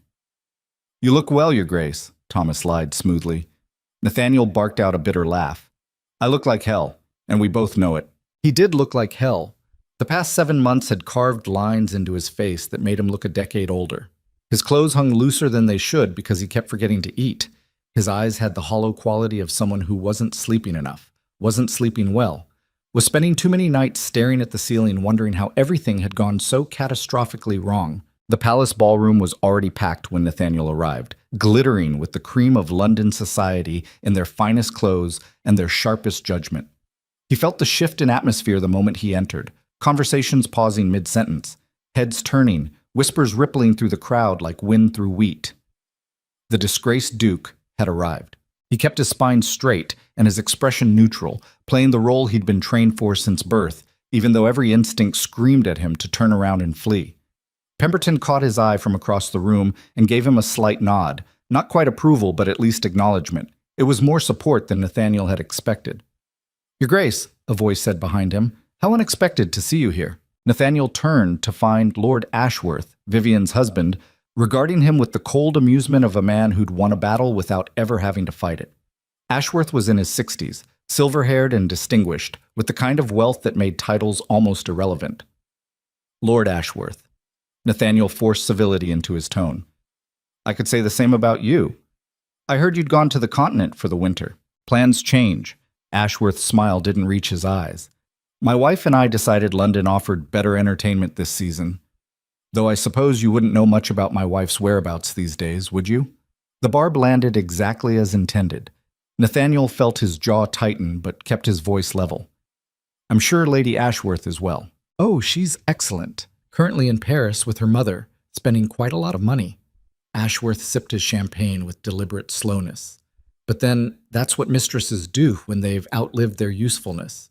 They extract maximum value before moving on to the next fool willing to pay for their attention." The casual cruelty of it, the public acknowledgement of what everyone had been whispering about for months, made Nathaniel's face burn. He wanted to defend himself, to argue that what he'd had with Vivian was more than a financial transaction, but the words died in his throat because they both knew it was a lie. "If you'll excuse me," Nathaniel said stiffly. "Of course." Ashworth's expression was all polite malice. "Do enjoy the evening, Your Grace. I suspect it will be memorable." Nathaniel moved through the ballroom in a daze, accepting champagne from a passing servant and draining it faster than was proper. The alcohol did nothing to dull the sick feeling in his stomach, the growing certainty that something was about to happen, and he was walking into it blind. Then the crowd near the entrance shifted, and Nathaniel's entire world stopped. Evelyn stood in the doorway in a gown of midnight blue silk that caught the light like water. Her dark hair swept up to reveal the graceful column of her neck, diamonds glittering at her throat and ears. She looked radiant in a way he'd never seen before, confident, poised, but more than that. She looked happy. And beside her, offering his arm with easy familiarity, was Dr. Adrian Whitmore. The sight hit Nathaniel like a physical blow. He'd known intellectually that Evelyn had been spending time with Whitmore, had even met the man briefly when he'd come to discuss her charitable work. But seeing them together like this, seeing the way she smiled up at the doctor, the way her hand rested comfortably on his arm, The way they moved through the crowd with the ease of two people who genuinely enjoyed each other's company, that was different. That was devastation. The whispers around Nathaniel intensified, voices barely bothering to lower as people tracked his reaction. "Is that the Duchess? I barely recognized her. She looks wonderful. With Dr. Whitmore, yes. Apparently they've been working together on some remarkable projects in Ashbury. My cousin says he's a widower. Very respectable. Devoted his life to helping the poor. Well, he certainly seems devoted to the Duchess now. Look at how he's looking at her." Nathaniel couldn't look away, couldn't stop watching as Evelyn and Whitmore made their way through the ballroom, greeting people with warmth and grace, receiving smiles and congratulations that had nothing to do with scandal and everything to do with genuine affection. This was what Evelyn had become without him. This was who she was when she wasn't trying to win love from a man determined not to give it. She hadn't seen him yet, was laughing at something Whitmore had said, her whole face lighting up with unguarded joy, and Nathaniel felt something crack in his chest because he'd never made her laugh like that, had never made her look that happy, had spent 5 years treating her presence like an obligation and her devotion like an inconvenience. Pemberton appeared at his elbow, his round face grim. "Don't make a scene, Blackthorne." "I'm not going to make a scene." "Then why do you look like you're about to do something spectacularly stupid?" "Because I am," Nathaniel thought, but didn't say. Because watching his wife, shine beside another man was apparently the thing that finally broke through the protective shell of denial and self-pity he'd been living in for months. He started across the ballroom before Pemberton could stop him, moving through the crowd with single-minded determination. People stepped aside, their conversations faltering as they realized what was about to happen. Evelyn saw him coming when he was still 10 feet away. Her smile faltered, her hand tightening on Whitmore's arm, and Nathaniel watched something like resignation cross her face. Not fear, not anger, just the tired acknowledgement of an unpleasant inevitability. "Evelyn," he said when he reached them, his voice coming out rougher than intended. "Your Grace." Her tone was polite, distant, the way she might address any acquaintance at a social function. "How unexpected to see you here." The formality of it stung worse than any insult. "Your Grace." Not Nathaniel. Not even the cold husband she might have used in anger. Just the title, creating distance between them as effectively as a moat. "I need to speak with you." "I don't think that's appropriate." Evelyn's eyes were steady, unflinching. "If you have matters to discuss, please direct them through Mr. Whitfield, her solicitor." She was citing her damned solicitor at him in the middle of a palace ballroom. "This is your husband," he ground out, aware that half the room was watching them. "Not some business associate you can dismiss through lawyers." "You're absolutely right." Whitmore's voice was calm, measured, infuriating in its reasonableness. "You are her husband, which makes your behavior toward her over the past year even more inexcusable." Nathaniel turned on him, rage flooding his system with welcome heat. "This is none of your concern, Doctor." "The Duchess's well-being is very much my concern." Whitmore didn't flinch, didn't back down, just met Nathaniel's glare with steady conviction. "She's worked incredibly hard to build a life of meaning and purpose. I won't stand by while you try to drag her back into the misery you created. You have no right." "I have every right." Whitmore stepped forward slightly, positioning himself subtly between Nathaniel and Evelyn. "The right of someone who actually values her, who sees her extraordinary capabilities and wants to support them instead of diminishing them." The implication was clear, brutally clear, and Nathaniel felt something primal and possessive roar to life in his chest. "You're sleeping with my wife." "Adrian," Evelyn said sharply, her hand on Whitmore's arm now restraining rather than resting. "Don't know," Whitmore said, his eyes never leaving Nathaniel's. "Let's be very clear about something, Your Grace. I respect the Duchess far too much to presume anything beyond friendship while she's still legally bound to you. But if she were free, if she chose to seek an annulment or separation, I would consider it the greatest honor of my life to court her properly." The words hung in the air like a declaration of war. Nathaniel felt the ballroom spinning, felt the weight of hundreds of eyes watching his humiliation, felt the last shreds of his dignity being stripped away in front of everyone who mattered. And underneath all of that was a terrible clarity. Whitmore wasn't the villain here. Wasn't even competition, really. He was just a decent man who'd recognized value in someone Nathaniel had been too blind and too selfish to appreciate. "Evelyn?" Nathaniel tried again, his voice cracking slightly. "Please? Can we talk?" "Just 5 minutes." She looked at him for a long moment, and he saw something in her eyes that might have been pity. It made him feel smaller than any amount of anger would have. What would we talk about, Nathaniel? What could you possibly say that would change anything? I was wrong. The admission felt like swallowing glass. About everything. About you. About us. About what matters. I've spent the past 7 months watching everything fall apart and realizing too late that you were the only thing holding it together. So you want me back now that your estate is failing and your reputation is ruined? She said it flatly, without inflection. Now that I might be useful to you again. No. Yes. I don't know. He was making this worse, could feel it spiraling out of his control, but couldn't stop. I need you to understand that I see it now. See what I threw away. You threw away a wife who loved you, Evelyn said quietly, who would have stood beside you through anything, who tried so hard to be enough for you, even though we both knew I never would be. And now that I've stopped trying, now that I've found people who actually appreciate me, you suddenly care? I always cared. No. Her voice was firm now, cutting through his desperate lies. You cared about what I represented, the perfect duchess, the suitable wife, the woman who made you look good to society while you pursued what you actually wanted. You never cared about me. The truth of it silenced him completely. I'm done being your safety net, Nathaniel. She straightened her spine, and Nathaniel was struck by how much she'd changed, how much strength had been hiding beneath the patient compliance he'd mistaken for weakness. I'm done waiting for you to see my worth. I found it myself, and I'm not giving it back so you can feel better about your mistakes. She turned to Whitmore, and the softness that came into her expression made Nathaniel's chest ache. Shall we go find Lady Ashbury? I promised her we'd discuss the refuge project. Of course. Whitmore offered his arm again, and she took it without looking back at Nathaniel. They walked away together, leaving Nathaniel standing alone in the middle of the ballroom while whispers erupted around him like wildfire. He could feel the judgment, the satisfaction people were taking in watching the proud Duke of Blackthorn get exactly what he deserved. Pemberton materialized beside him again. Come on, let's get you out of here before this gets worse. How could it possibly get worse? Trust me, it can always get worse. But it turned out Pemberton was wrong about that, because worse was waiting for Nathaniel back at Blackthorn Manor in the form of Harrison, his steward, flanked by 2 men in expensive suits who introduced themselves as representatives of his largest creditors. The meeting took place in Nathaniel's study, the same room where he'd been trying to make sense of the estate finances for months now. The creditors laid out the situation with brutal efficiency. The debts had reached critical mass, payments were months overdue, and they were no longer willing to extend credit based on the Blackthorn name alone. Your Grace, the senior creditor said with professional courtesy that barely masked contempt.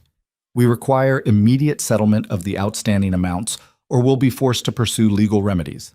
Legal remedies. Seizure of assets, public auction of Blackthorn holdings, the complete destruction of everything his family had built over generations. I need time, Nathaniel said, hating how desperate he sounded. The estate has value.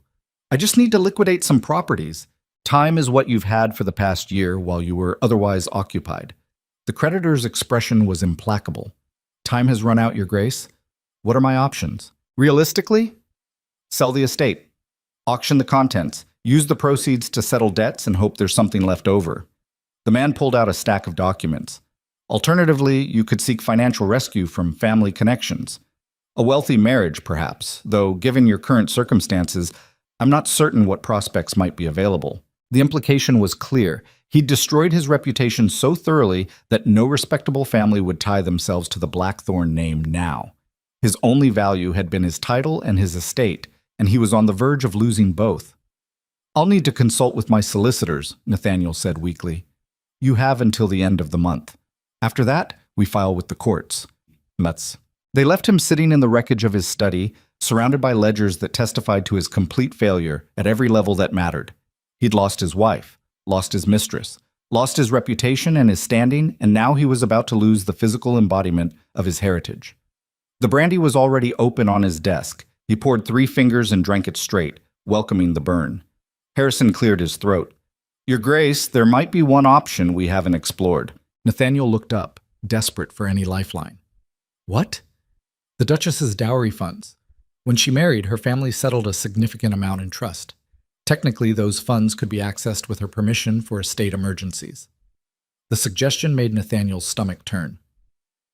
You want me to ask Evelyn for money? Not want, Your Grace. But it's the only liquid asset large enough to satisfy the creditors quickly enough to prevent seizure. She'll never agree. You saw how she looked at me tonight. Then convince her. Harrison's expression was grim. Because the alternative is losing Blackthorn entirely. Nathaniel spent the night drinking and trying to figure out how he'd sunk this low.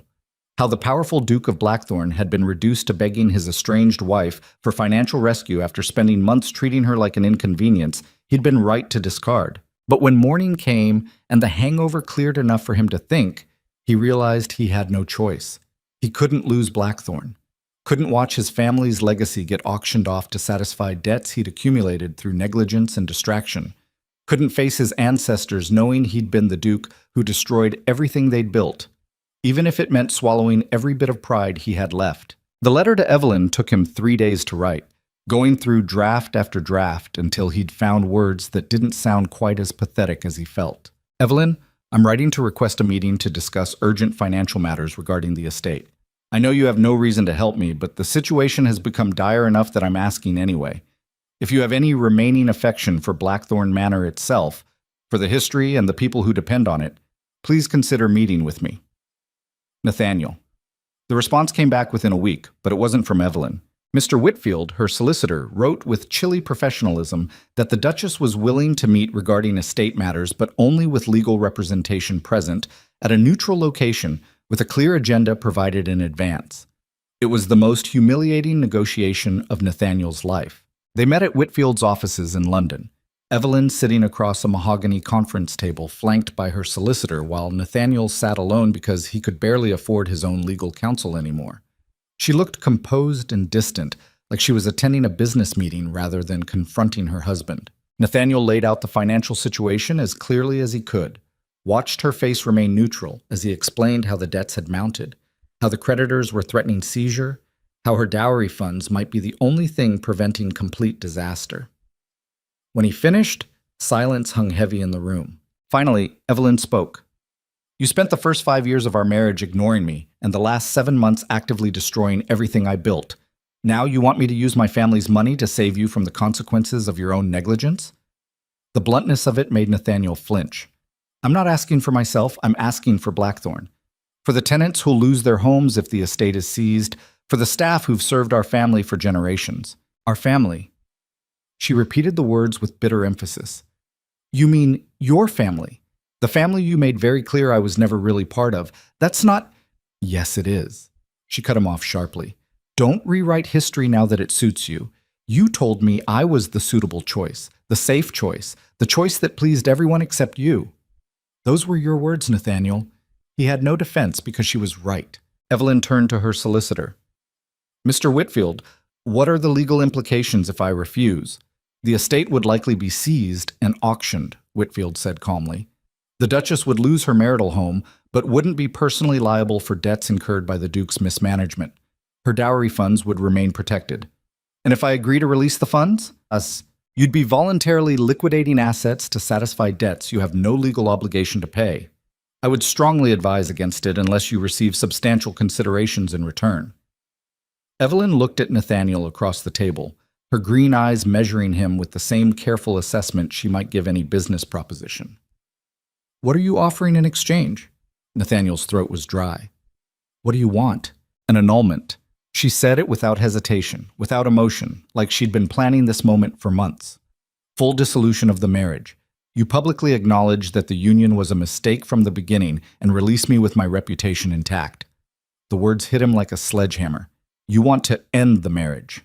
I want my freedom. She leaned forward slightly. I'll release my dowry funds to save Blackthorn on the condition that you grant me an annulment, allow me to keep my personal property without contest, and never contact me again except through legal channels. You can't be serious. I've never been more serious about anything in my life. Her voice was steady, final. Those are my terms. Accept them or manage your financial crisis yourself. Nathaniel felt the walls closing in, felt the last escape route being sealed off. If he agreed, he lost Evelyn permanently, not just physically but legally, severing every tie that bound them. If he refused, he lost everything else. What about children? He asked desperately. What if we won't? Her face was stone. We haven't shared a bed in over a year, Nathaniel. We're not going to have children together, but an annulment means declaring the marriage void, like it never happened. Exactly. She stood up, signaling the meeting was over. You have 1 week to decide. After that, my offer expires and you can face your creditors alone. She walked out with Whitfield, leaving Nathaniel sitting in the conference room with the wreckage of his pride scattered around him. He spent the next 6 days trying to find alternatives, tried to secure loans from other sources, tried to sell properties quickly enough to raise funds, tried to call in favors from friends who were suddenly too busy to see him. Every door slammed shut in his face. On the 7th day, he went back to Whitfield's office and signed the papers agreeing to the annulment. The irony wasn't lost on him. He was trading his marriage for the estate he'd already sacrificed his marriage to neglect. Giving up Evelyn to save Blackthorn, when losing Evelyn was what had destroyed Blackthorn in the first place. It was the kind of circular devastation that would have been funny if it wasn't his life. The funds transferred within days, saving the estate from immediate seizure. The annulment proceedings began shortly after, quiet and efficient, handled through legal channels designed to minimize scandal for families who preferred their failures private. Nathaniel signed every document put in front of him with a numb detachment, watching his marriage dissolve into legal language and witness signatures. The final papers arrived on a Tuesday morning in late February. Thomas brought them to the study where Nathaniel had been drinking since before dawn, trying to find the bottom of his second bottle. The annulment is finalized, Your Grace. The valet's voice was gentle. She's no longer your wife. Nathaniel took the document with shaking hands and read the official declaration that his marriage to Evelyn Ashford had been voided, erased from legal recognition as if it had never existed. 5 years reduced to nothing. 5 years of her patient devotion, her quiet strength, her endless attempts to build something meaningful between them, all of it officially declared a mistake that never should have happened. He'd wanted that once, had resented the marriage from the beginning, had told her to her face that he'd never wanted to marry her. Now it was true in every sense that mattered, and the victory felt like drowning. Thomas cleared his throat. There's something else, Your Grace. A package. From the Duchess. Former Duchess, Nathaniel corrected bitterly. She's not that anymore. The package was small, wrapped in plain paper. Inside was a leather journal he recognized immediately, Evelyn's personal diary from their first year of marriage. A note was tucked inside the front cover in her precise handwriting. Nathaniel, I'm returning this to you because I don't need it anymore. I kept it during our marriage because I thought someday you might want to understand what you meant to me, what I hoped we could build together. But you've made it very clear that my hopes were never realistic, and I'm done mourning possibilities that were only ever in my head. I've moved on. I suggest you do the same. The woman you married doesn't exist anymore. She was an illusion we both participated in for different reasons. I'm someone else now, and that someone wants nothing to do with the Duke of Blackthorn. I wish you well, but from a very great distance. Evelyn. Nathaniel opened the journal with trembling hands and started reading. The first entry was dated 3 days after their wedding, written in the hopeful script of a young woman who'd believed in fairy tales. Today Nathaniel took me riding through the estate. He barely spoke to me, but I'm sure he's just nervous. Men handle emotions differently than women. I'll be patient. I'll show him that I can be the wife he needs. Surely love will grow between us if I just try hard enough. He read entry after entry, watching her hope slowly erode over months and then years. Watched her make excuses for his coldness, his distance, his casual cruelties. Watched her blame herself for his dissatisfaction, convinced that if she could just be better, more interesting, more useful, he'd eventually see her worth. The entry stopped abruptly 6 months before she'd left, the final one dated the night after the Ashworth ball. I watched my husband choose another woman in front of everyone who matters, and I smiled through it like my heart wasn't breaking. I'm done. Done pretending this will ever be anything but painful. Done hoping he'll wake up one day and see me. Done breaking myself into smaller pieces trying to fit into a space he refuses to make for me. I deserve better than this. I deserve to be loved by someone who actually wants to love me. I'm leaving. Not because I'm angry, not because I want to punish him, but because staying is killing me slowly, and I finally love myself enough to walk away. Nathaniel closed the journal and sat in his study surrounded by the empire he'd sold his soul to save, and finally understood what he'd lost. Not just a wife, not just a marriage, but a woman who'd loved him completely when he'd done nothing to deserve it, who'd given him endless chances to be better than he was, who'd stood beside him through years of indifference and neglect and still found reasons to hope. He'd traded that for Vivian's lies and his own selfish pride, And now both were gone, and he was left with nothing but the bitter recognition that some mistakes don't get fixed, some betrayals don't get forgiven. Some loves, once lost, never return no matter how desperately you want them back. The estate was saved but empty. The title was intact but meaningless. And the Duke of Blackthorn sat alone in the silence he'd created, holding the diary of a woman who'd stopped existing the moment she'd stopped loving him, and realized that this hollow victory, this Pyrrhic salvation, was what happened when you mistook control for power and possession for love. He'd gotten exactly what he deserved, which turned out to be absolutely nothing at all. There's a peculiar clarity that comes with losing everything, not the romantic kind that people write about in books, but the raw, visceral understanding that you've burned every bridge and salted every field, and now you're standing in the wasteland of your own making with nothing left but the choice of who you're going to become in the aftermath. Nathaniel had spent months thinking he'd hit bottom, but bottom turned out to be a place with trapdoors leading to deeper hells. And the diary sitting on his desk was the key to the lowest one yet, because it forced him to see exactly what he'd destroyed, and exactly how deliberate that destruction had been. The question now wasn't whether he could fix what he'd broken, that ship had sailed and sunk and rotted on the ocean floor, but whether he had the spine to face the truth without the comfortable cushion of self-deception he'd been wrapping around himself like armor since the day he'd chosen Vivian's fantasy over Evelyn's reality. Nathaniel read the diary 3 times in 2 days, barely sleeping, barely eating, just absorbing the slow-motion tragedy of a woman trying to love someone who'd decided she wasn't worth the effort. The entries were devastating in their honesty. Evelyn had chronicled every small kindness he'd shown her, so few they could be counted on one hand, and magnified them into evidence that he cared. She'd made excuses for his coldness that were more generous than he deserved. She'd blamed herself for his wandering attention, convinced that if she could just be smarter, prettier, more interesting, he'd eventually look at her the way she looked at him. She'd loved him with the kind of wholehearted devotion most men would kill for, and he'd treated it like an obligation he resented. By the 3rd reading, Nathaniel was sick with self-loathing so profound it felt like drowning on dry land. He'd thought he was the victim in their marriage, the man trapped by duty, forced to marry a woman he didn't love, entitled to seek happiness elsewhere because the arrangement had been imposed on him. He'd built an entire narrative around his own suffering, painted himself as the martyr, sacrificing his desires for family expectations. The diary destroyed that fiction completely, because the truth was simpler and uglier. He'd been a coward who'd taken the easy path his father offered and then blamed everyone else when it didn't magically transform into the passionate romance he'd lost with Vivian. He'd punished Evelyn for not being someone else, resented her for the choice he'd made, and convinced himself his cruelty was justified because he'd never promised to love her. As if vows meant nothing, as if commitment was negotiable, as if treating another human being with basic decency required some kind of prior emotional attachment. Thomas found him on the 3rd night, passed out at his desk with the diary open and an empty bottle beside him.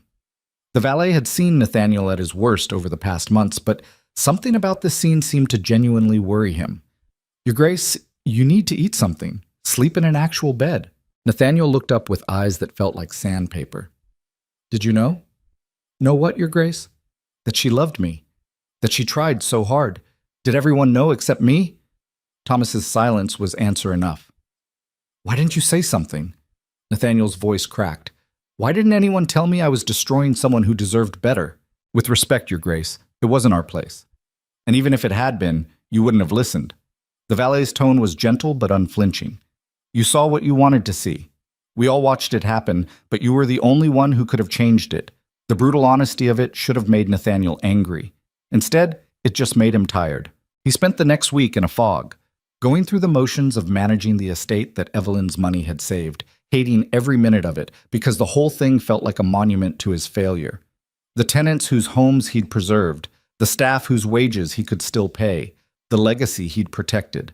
All of it bought with the dignity of a woman he'd systematically broken down over 5 years until she'd had no choice but to leave or lose herself completely. The spring exhibition opened in early March, one of the season's major social events where London's elite gathered to view art and be seen viewing art. Nathaniel had no intention of attending, his social exile was still firmly in effect, but Pemberton appeared at Blackthorn Manor with a determined expression that suggested refusing wasn't an option. "You're going," Pemberton said flatly. "You're going to put on proper clothes, act like a duke instead of a drunk, and start rebuilding your life. There's nothing left to rebuild." Then build something new. Pemberton's round face was unusually stern. I've watched you wallow for months, Blackthorn. It was understandable at first. You made catastrophic mistakes and faced consequences. But this sustained self-destruction isn't penance, it's cowardice. The word hit like a slap. Nathaniel's mother had called him a coward too, and he was starting to think they were both right. What's the point? Society's made it clear I'm persona non grata. Society has a short memory for scandals when you give them something new to talk about. Pemberton pulled out a newspaper. Have you seen the morning edition? Nathaniel took it with numb fingers. The society page featured a drawing of Evelyn and Dr. Whitmore at some charitable event, looking happy and purposeful. The caption identified her as Mrs. Evelyn Ashford, philanthropist and patroness of rural healthcare initiatives. Not Duchess, not Blackthorn, just Ashford. Her maiden name, reclaimed. She's moved on, Pemberton said quietly. Built a whole new life. The question is whether you're going to spend the rest of yours staring at what you lost, or whether you're going to prove you learned something from it. What am I supposed to learn? That I'm capable of destroying someone who loved me? That I traded gold for garbage and lost both? That you're capable of being better than you were? Pemberton's expression softened slightly.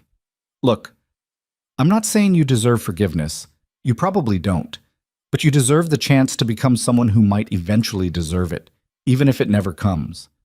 The logic was twisted enough to make sense. Nathaniel let Thomas dress him in clothes that had been tailored when he still cared about appearances, before the weight loss and the drinking had made everything hang wrong.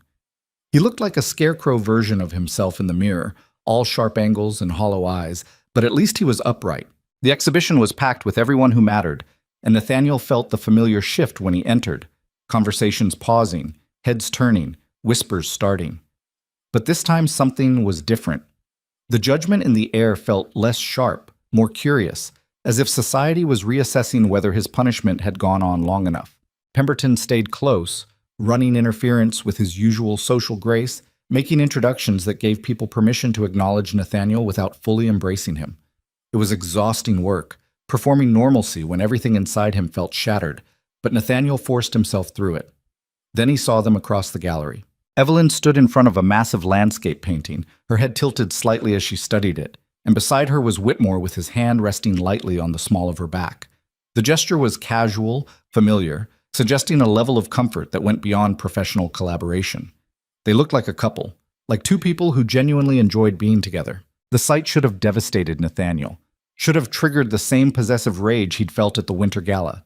Instead, he just felt hollow, watching the woman who used to be his wife smile at something Whitmore said, watching her lean slightly into his touch, watching her be happy in a way she'd never been during their marriage. She deserved that happiness. Deserved someone who looked at her like she hung the moon instead of treating her presence like an inconvenience. He was turning to leave when their eyes met across the gallery. For a moment, neither of them moved, just stood there looking at each other across 30 feet of crowded exhibition space, while the rest of the world continued around them. Evelyn's expression was unreadable, but Nathaniel thought he saw something flicker across her face. Surprise, maybe, or recognition, or just the tired acknowledgement that they occupied the same social circles and were bound to keep running into each other. Then Whitmore said something and she looked away, breaking the connection, and Nathaniel felt the loss of even that brief eye contact like a physical ache. Don't, Pemberton murmured beside him. Don't do whatever you're thinking about doing. I'm not thinking anything. You're thinking about going over there and making a scene. I can see it on your face. I just want to talk to her. She doesn't want to talk to you. Pemberton's grip on his arm was firm. She's made that abundantly clear. Respect it. But Nathaniel was already moving, crossing the gallery with single-minded determination, ignoring Pemberton's protests and the renewed whispers his movement triggered. Evelyn saw him coming and stiffened, her hand tightening on Whitmore's arm.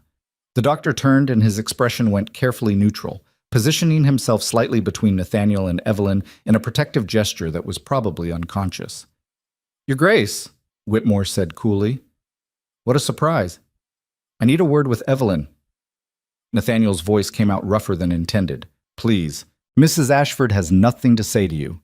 Whitmore's tone was polite but immovable. I'd appreciate it if you'd respect that. I'm not asking you, Doctor. Nathaniel locked eyes with Evelyn. I'm asking her. Evelyn looked between them, and Nathaniel could see the calculation in her eyes, weighing whether making a scene was worse than granting him a brief conversation. Finally, she sighed. It's fine, Adrian. Just a few minutes. Whitmore looked unhappy but nodded. I'll be right here if you need me. They moved to a quieter corner of the gallery, away from the worst of the crowd, but still visible enough that propriety was maintained. Evelyn stood with her arms crossed, her expression guarded. What do you want, Nathaniel? I read your diary. He hadn't planned to lead with that, but the words tumbled out anyway. The one you sent me. I read it, and I need you to know that I understand now. What I did to you. What I destroyed. And what do you want me to do with that information? Give you absolution? Tell you it's fine? No, I don't expect absolution. I wanted you to know that I see it now. See what you tried to give me and how badly I failed to appreciate it. She studied him for a long moment, her green eyes searching his face for something he wasn't sure he had to offer.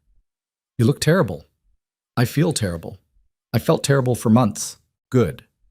The word was flat, final. You should feel terrible. You should carry the weight of what you did for the rest of your life, because that's what I did. Carried the weight of not being enough for you, of trying to earn love from someone who decided I wasn't worth the effort. Evelyn, what? Don't. She held up a hand. Don't try to rewrite this as some tragedy where we were both victims. You made choices. Every single day you chose to treat me like an obligation instead of a partner. You chose Vivian over me. You chose your own misery over trying to build something real with someone who was willing to try. You're right. Nathaniel felt something crumbling inside his chest. You're absolutely right about all of it. I was selfish and cruel and stupid, and I destroyed something I should have treasured. So why are you telling me this now? Why corner me at an exhibition to confess things I already know? Because I wanted you to hear it from me, that I know what I lost, that I understand I don't deserve your forgiveness, that seeing you with Whitmore made me realize he's giving you everything I should have given you from the beginning. Evelyn's expression flickered, surprise maybe, or pain, or just exhaustion at having to deal with him again when she'd clearly moved on. Adrian is a good man, she said quietly. He treats me like I matter, like my thoughts and opinions and dreams are worth listening to. He doesn't make me feel like I have to earn basic respect. I know, that's what you deserved all along, what you always deserved. Then why didn't you give it to me? Her voice broke slightly. Why wasn't I worth that effort when you were my husband? The question hung between them like an open wound. Because I was too busy feeling sorry for myself, Nathaniel said finally. Too consumed with what I'd lost with Vivian to see what I had with you. I convinced myself I was the victim when really I was just a coward who took the easy path and then resented everyone else for it. Evelyn looked away, blinking rapidly. I don't know what you want me to say, Nathaniel. That I forgive you? I don't. That I understand? I don't. You had 5 years to see my worth, and you didn't. Now it's too late. I know it's too late. He forced himself to say the words clearly, without the cushion of alcohol or self-pity. I'm not asking for another chance. I'm not asking you to come back or forgive me or even stop hating me. I just wanted you to know that you were right to leave, that you deserve everything good that's happening in your life now. That Whitmore is a lucky man, and I hope he's smart enough to appreciate what I was too blind to see. Something in Evelyn's expression shifted, not softening exactly, but losing some of its defensive edge. That's probably the most honest thing you've ever said to me. It's the least I owe you. You don't owe me anything anymore. The annulment took care of that. We're strangers now, Nathaniel. That's what you wanted, and it's what I need. Across the gallery, Whitmore was watching them with obvious concern, ready to intervene if Evelyn gave any signal. Nathaniel could see the other man's protective stance, the way his attention never wavered from her, and felt something like recognition. This was what it looked like when someone actually cared about Evelyn's well-being instead of viewing her as a convenient accessory. He's good for you, Nathaniel said. Whitmore. I can see it even from here. He is. Evelyn's voice held a warmth it never had when she spoke about Nathaniel. He makes me feel valued, seen, like I'm building something that matters instead of just maintaining appearances. That's all I ever wanted for you. The lie came easily, smoothly, but Nathaniel caught himself before it could land. No. That's what I should have wanted for you. What I actually wanted was for you to be convenient and undemanding while I pursued my own selfish desires. The brutal honesty made Evelyn's eyes widen slightly. I'm trying to be better, Nathaniel continued. Not because I think it'll change anything between us, but because I can't stand being the person I've been. The person who destroyed someone innocent because I was too much of a coward to face my own choices. Then be better. Evelyn straightened her spine. Be better for yourself, for your tenants, for the next woman who's unfortunate enough to care about you. But don't expect me to watch that transformation or celebrate it or give you credit for basic human decency. I'm done being your mirror, Nathaniel. Done reflecting back the version of yourself you want to see. I understand. Do you? Because you've said similar things before and it never lasted. You'd promised to try harder and then go right back to treating me like furniture. This time's different. Why? What's changed? Everything. I lost you. Lost the estate, lost my reputation and my pride and every illusion I'd built about who I was. I hit bottom so hard I went through it into something worse, and the only choice left was whether to keep falling or start climbing. Evelyn studied him for a long moment, and Nathaniel forced himself to meet her gaze without flinching. I hope you make it, she said finally. I genuinely hope you become someone better than the man who married me. But I won't be there to see it, and you need to accept that. I do accept it. That's why I'm not asking you to stay. I'm just saying goodbye properly this time, without the anger or the blame or the desperate attempts to make you responsible for my happiness. Then goodbye, Nathaniel. She turned to leave, then paused. For what it's worth, I never hated you. Even at the worst of it, I just felt sorry for both of us. Me for loving someone who couldn't love me back, and you for being so consumed with what you'd lost that you couldn't see what you had. She walked back to Whitmore, who immediately wrapped a protective arm around her shoulders and guided her toward a different section of the gallery, away from Nathaniel and the tension he'd created. Pemberton appeared at Nathaniel's elbow. Well, that could have gone worse. Could it? You didn't make a scene, didn't beg or threaten or do any of the spectacularly stupid things I thought you might. Pemberton's expression held grudging approval. You actually let her go with something resembling grace. Doesn't feel like grace. Feels like dying. Welcome to consequences. Pemberton steered him toward the exit.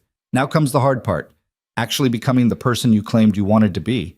They left the exhibition and stood outside in the spring air that smelled of rain and new growth.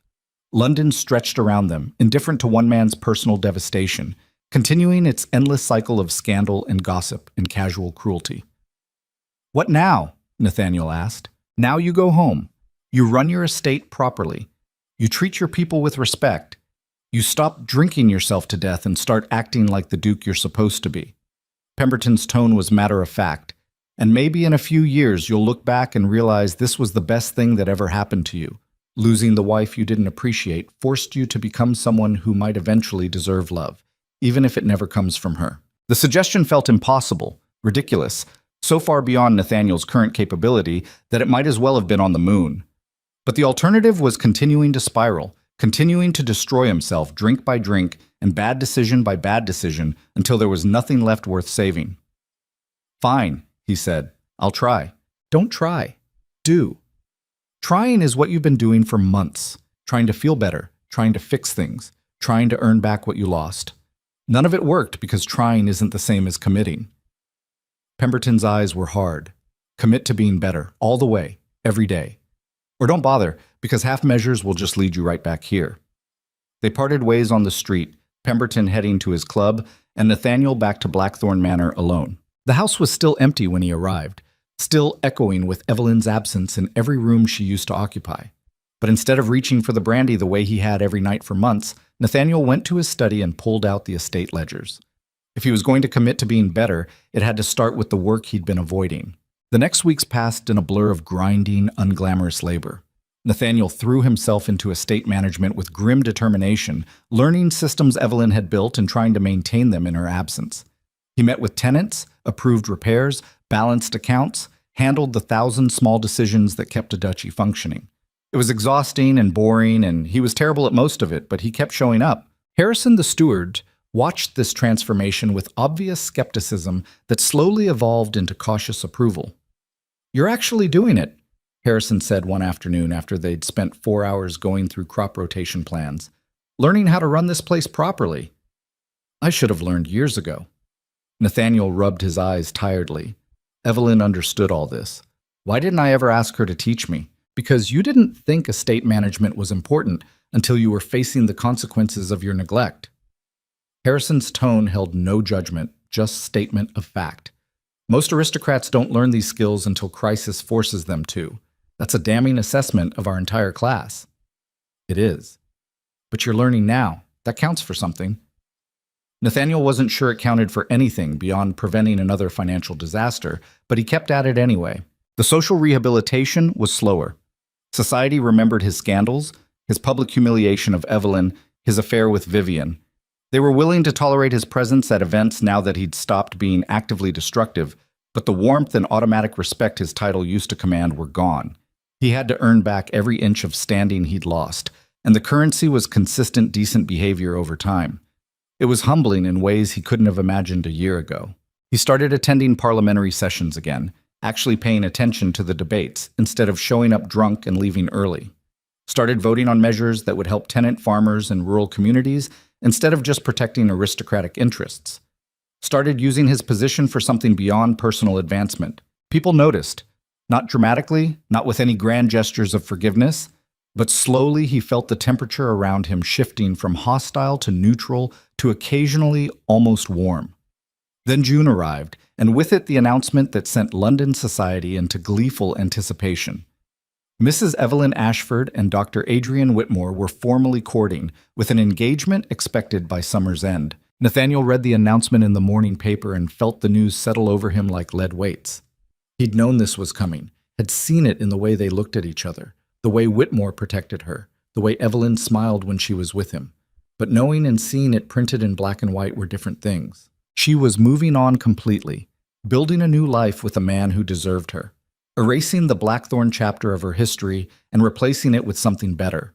Pemberton found him that afternoon in his study, staring at the announcement without really seeing it. "You all right?" "No." Nathaniel set the paper down carefully. "But I will be. You could contest it. The annulment was fairly recent. There might be grounds." "No." The word came out sharp, final. "She's happy. I'm not going to destroy that because I can't handle watching her move on." "That's remarkably mature of you. Don't give me too much credit. I'm barely holding it together." Nathaniel stood and walked to the window overlooking the gardens Evelyn had restored. "But she deserves this. Deserves someone who'll love her properly. And I deserve to watch it happen as penance for the years I wasted. Penance isn't the same as growth. Maybe not. But it's all I've got right now." The weeks leading up to the formal engagement announcement were torture. Nathaniel threw himself deeper into estate work, into parliamentary obligations, into anything that might distract him from the constant low-grade agony of knowing Evelyn was planning a future with someone else. He started visiting the tenant families more regularly, actually talking to them about their lives and their challenges. Started understanding that being a duke meant more than collecting rents and attending balls. It meant responsibility for hundreds of lives that depended on his decisions. One evening, he found himself having dinner with the Carsons, a tenant family with 5 children and a farm that had been struggling since the father's injury. Mrs. Carson served simple food with obvious pride, and the children watched Nathaniel with wide eyes like he was some exotic creature who'd wandered into their cottage. "Your Grace has been so generous with the repairs," Mrs. Carson said. "The roof doesn't leak anymore. Makes such a difference come winter. I should have handled it sooner." Nathaniel watched the children eat with the efficient hunger of people who didn't take food for granted. "Your request was sitting in my ledgers for months before I addressed it." "Well, you addressed it now. That's what matters." Mr. Carson's voice was rough from the injury that had damaged his lungs. "The old Duke, your father, he wouldn't have bothered at all. Too grand to care about tenant problems." The assessment stung because it was accurate. His father had viewed tenants as revenue sources, not people. Had instilled in Nathaniel the idea that aristocrats occupied a higher plane of existence that didn't require consideration of those below. Evelyn had never believed that. Had spent years working with tenant families, understanding their needs, advocating for improvements Nathaniel had barely noticed. "She would have loved to see this," Mrs. Carson said, following his gaze to the children. "Her Grace, I mean. She always said you had more compassion than you showed, that you just needed time to see it yourself." "She said that?" Nathaniel's throat felt tight. "All the time." Mrs. Carson's smile was sad. "She defended you even after she left. Said you weren't cruel, just lost. We all thought she was being too kind, making excuses for someone who didn't deserve them. She probably was. Maybe. But she also saw something in you that you're just now finding." Mrs. Carson cleared plates with efficient movements. "Seems a shame she won't be here to see it bear fruit." Nathaniel left the Carson cottage feeling scraped raw, like every protective layer he'd built around himself had been stripped away to expose nerves he didn't know existed. Evelyn had defended him, had made excuses for his behavior to people who would have been justified in their anger, had seen potential in him that he'd spent years proving didn't exist. And now she was marrying someone else who'd probably never need defending because he actually treated her the way she deserved from the beginning. The engagement announcement came in late July, formal and elegant in the society pages. Dr. Adrian Whitmore and Mrs. Evelyn Ashford were pleased to announce their betrothal, with the wedding planned for September at Ashbury. Nathaniel read it alone in his study, the same place where he'd read her diary, where he'd signed the annulment papers, where he'd spent months trying to understand how he'd destroyed something irreplaceable. He should have felt anger or jealousy or the desperate urge to interfere. Instead, he just felt tired of fighting battles he'd already lost, tired of wanting things he'd thrown away, tired of being the villain in a story where he'd cast himself through pure selfishness and stubbornness. He pulled out fresh stationery and began to write. The letter took him 3 hours and a dozen false starts before he got it right. No dramatics, no pleading, no attempts to change her mind. Just honesty stripped of all the protective lies he'd been telling himself. Evelyn, I saw your engagement announcement. Congratulations. I mean that sincerely. Dr. Whitmore is a good man, and you deserve every happiness he can give you. I'm writing not to interfere, but to say something I should have said years ago. I'm sorry.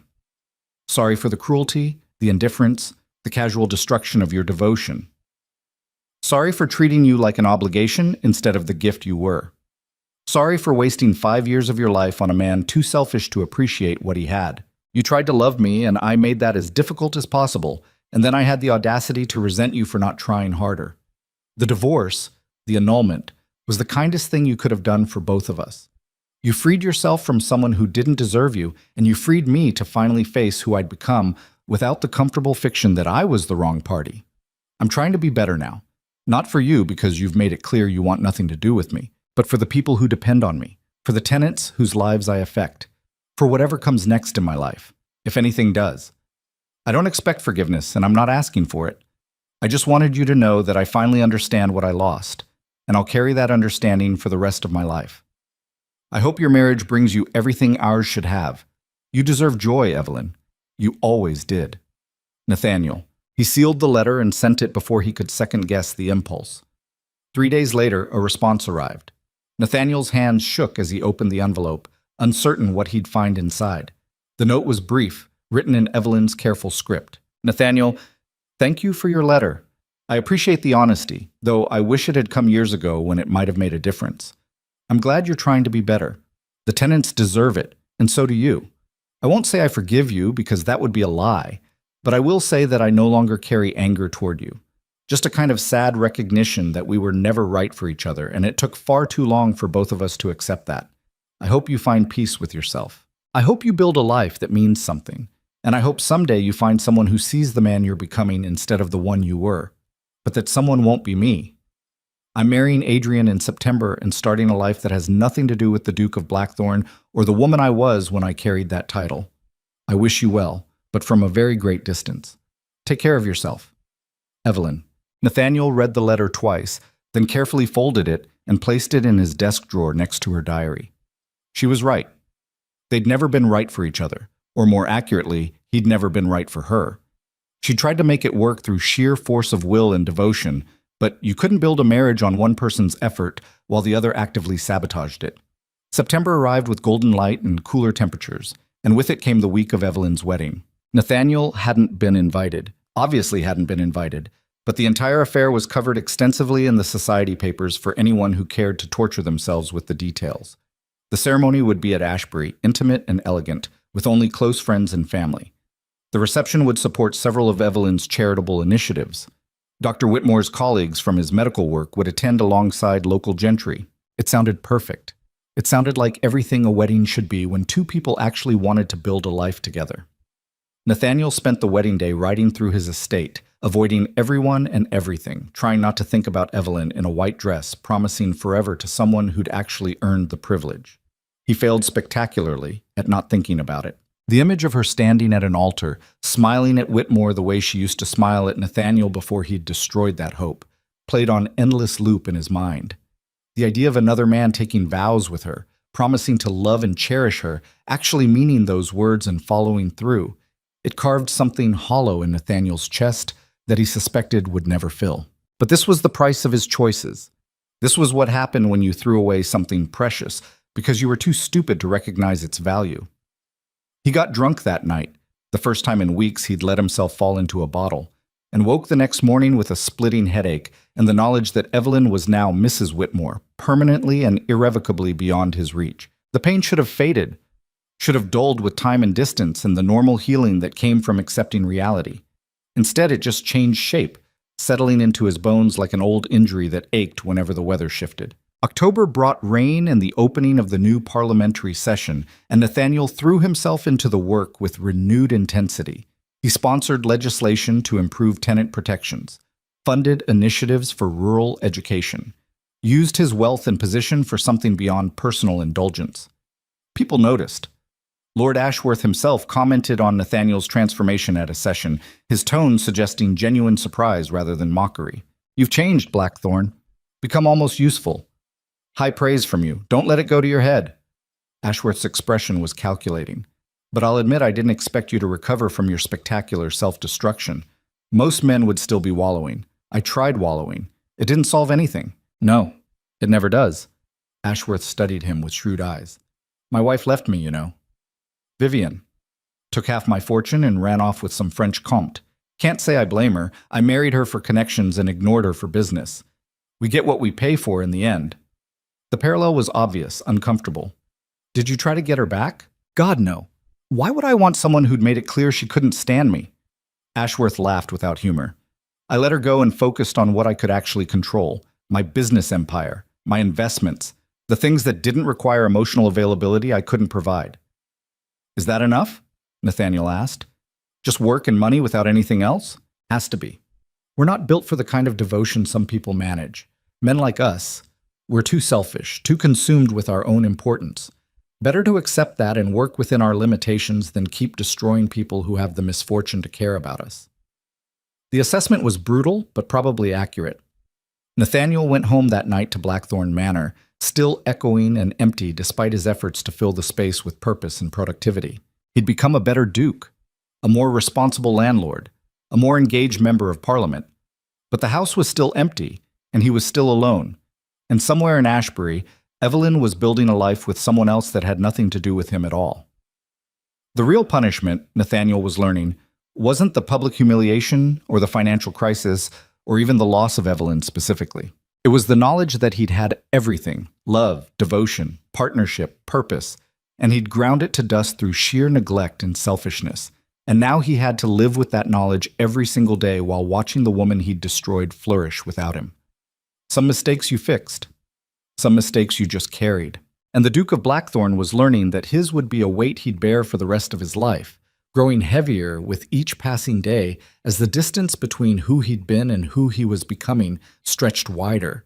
And the woman who'd believed he could bridge that gap built her happiness elsewhere with someone who'd never needed to change to deserve her. They tell you that time heals all wounds, but that's another comfortable fiction people repeat to make suffering feel temporary when the truth is far less forgiving. Time doesn't heal. It just teaches you to carry the weight differently, to redistribute the burden across your shoulders until it becomes part of your skeleton instead of something crushing you from outside.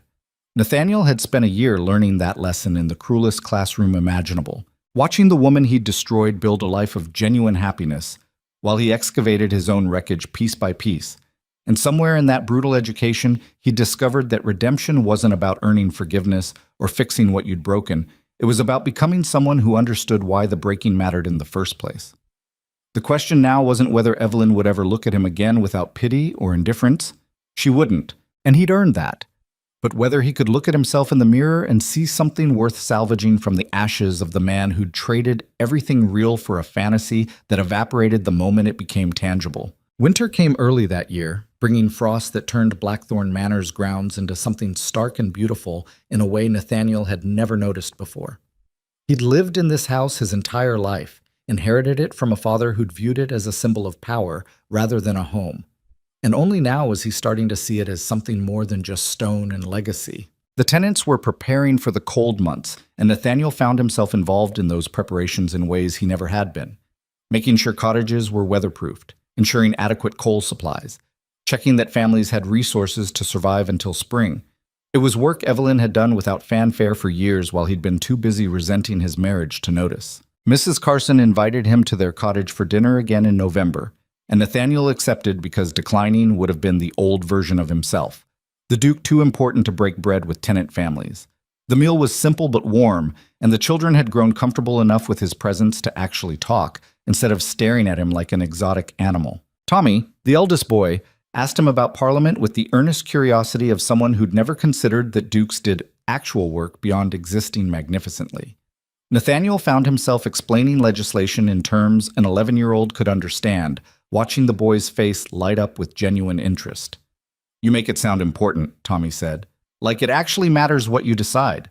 "It does matter. That's what I'm finally learning."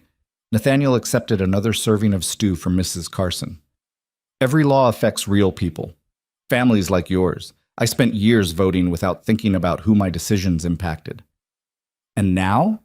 Mr. Carson's damaged voice was curious rather than accusatory. "Now I think about it constantly, probably too much." Nathaniel smiled without humor. Turns out consequences are a powerful teacher. The family exchanged glances that suggested they'd discussed his transformation extensively in private. Mrs. Carson broke the silence with her usual directness. "We heard Mrs. Whitmore had a baby. A little girl." The words hit Nathaniel like a gut punch, even though he'd known Evelyn was pregnant. The announcement had been in the society pages months ago, carefully worded to make clear the child had been conceived well after the marriage. No scandal attached. But hearing it stated so plainly, in a tenant cottage while eating stew, made it real in a way the printed words hadn't. "I hadn't heard," he managed. "That's wonderful news. Due any day now, from what we're told." Mrs. Carson watched him carefully. "She came through here last month, visiting families with Dr. Whitmore. Looked happy, glowing even." The image formed unbidden in Nathaniel's mind. Evelyn pregnant, radiant, building a family with a man who actually deserved her. Starting over completely, with no trace of the Blackthorn years except perhaps as a cautionary tale she'd tell her daughter someday about marrying for the wrong reasons. "I'm glad she's happy," Nathaniel said, and meant it despite the ache in his chest. "She deserves every good thing." "Do you mean that?" Tommy asked with childhood's brutal honesty. "Or are you just saying it because you're supposed to?" "Tommy," his mother warned. "No, it's all right." Nathaniel met the boy's eyes. "I mean it. It took me a long time to understand what I threw away, and even longer to accept that I don't get to have it back just because I finally figured out its value. Mrs. Whitmore, your former Duchess, she gave me years of devotion I didn't earn and didn't appreciate. The fact that she found someone who does appreciate her is probably the only good thing to come out of this entire mess." The family fell silent, and Nathaniel realized he'd said more than he'd intended, revealed more of the wound than was probably appropriate for a dinner conversation. Mr. Carson cleared his throat. "That's a hard lesson to learn, Your Grace. Most men never do. Most men don't lose something as comprehensively as I did." Nathaniel pushed food around his plate. "Most men don't have their failures documented in society pages for everyone to dissect." "Maybe, but most men also don't show up at tenant cottages and eat stew and talk about it honestly." Mrs. Carson's expression was softer now. "The old Duke, your father, he'd have considered us beneath his notice. You're trying to be different. That counts for something." "Does it?" Nathaniel wasn't sure. "Sometimes I think I'm just performing a different kind of aristocratic arrogance. The reformed rake, showing everyone how much he's changed. It's still all about me. Is it?" Tommy leaned forward. "Because you got our roof fixed and my da says you're pushing for laws that'll help farmers, and you stop drinking yourself to death. Those things help other people, not just you."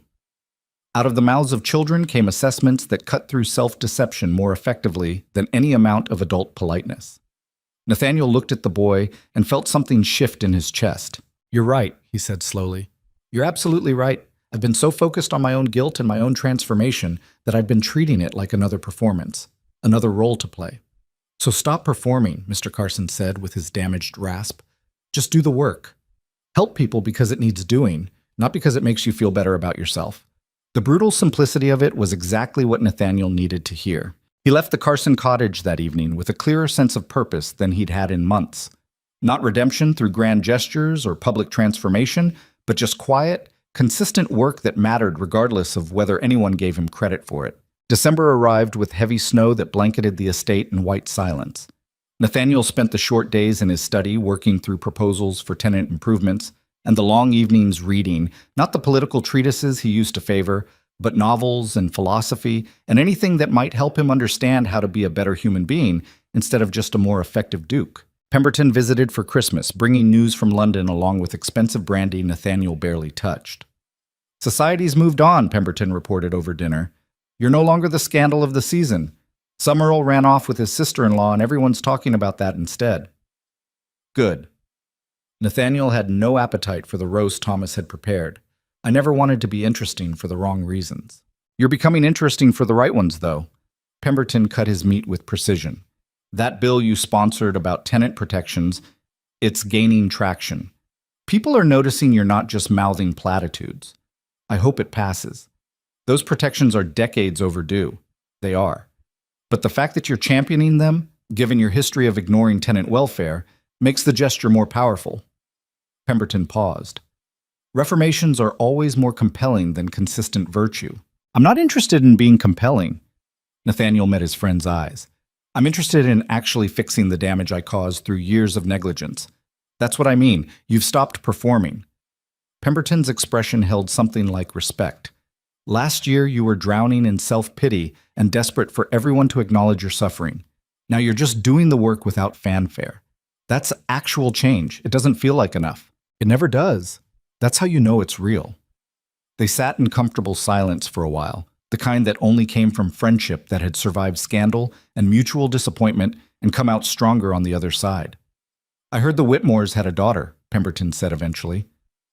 "Healthy birth, mother and child both well." "I heard." Nathaniel's voice was steady despite the tightness in his chest. "I'm glad." "Are you? Truly?" "Yes." Nathaniel considered the question honestly.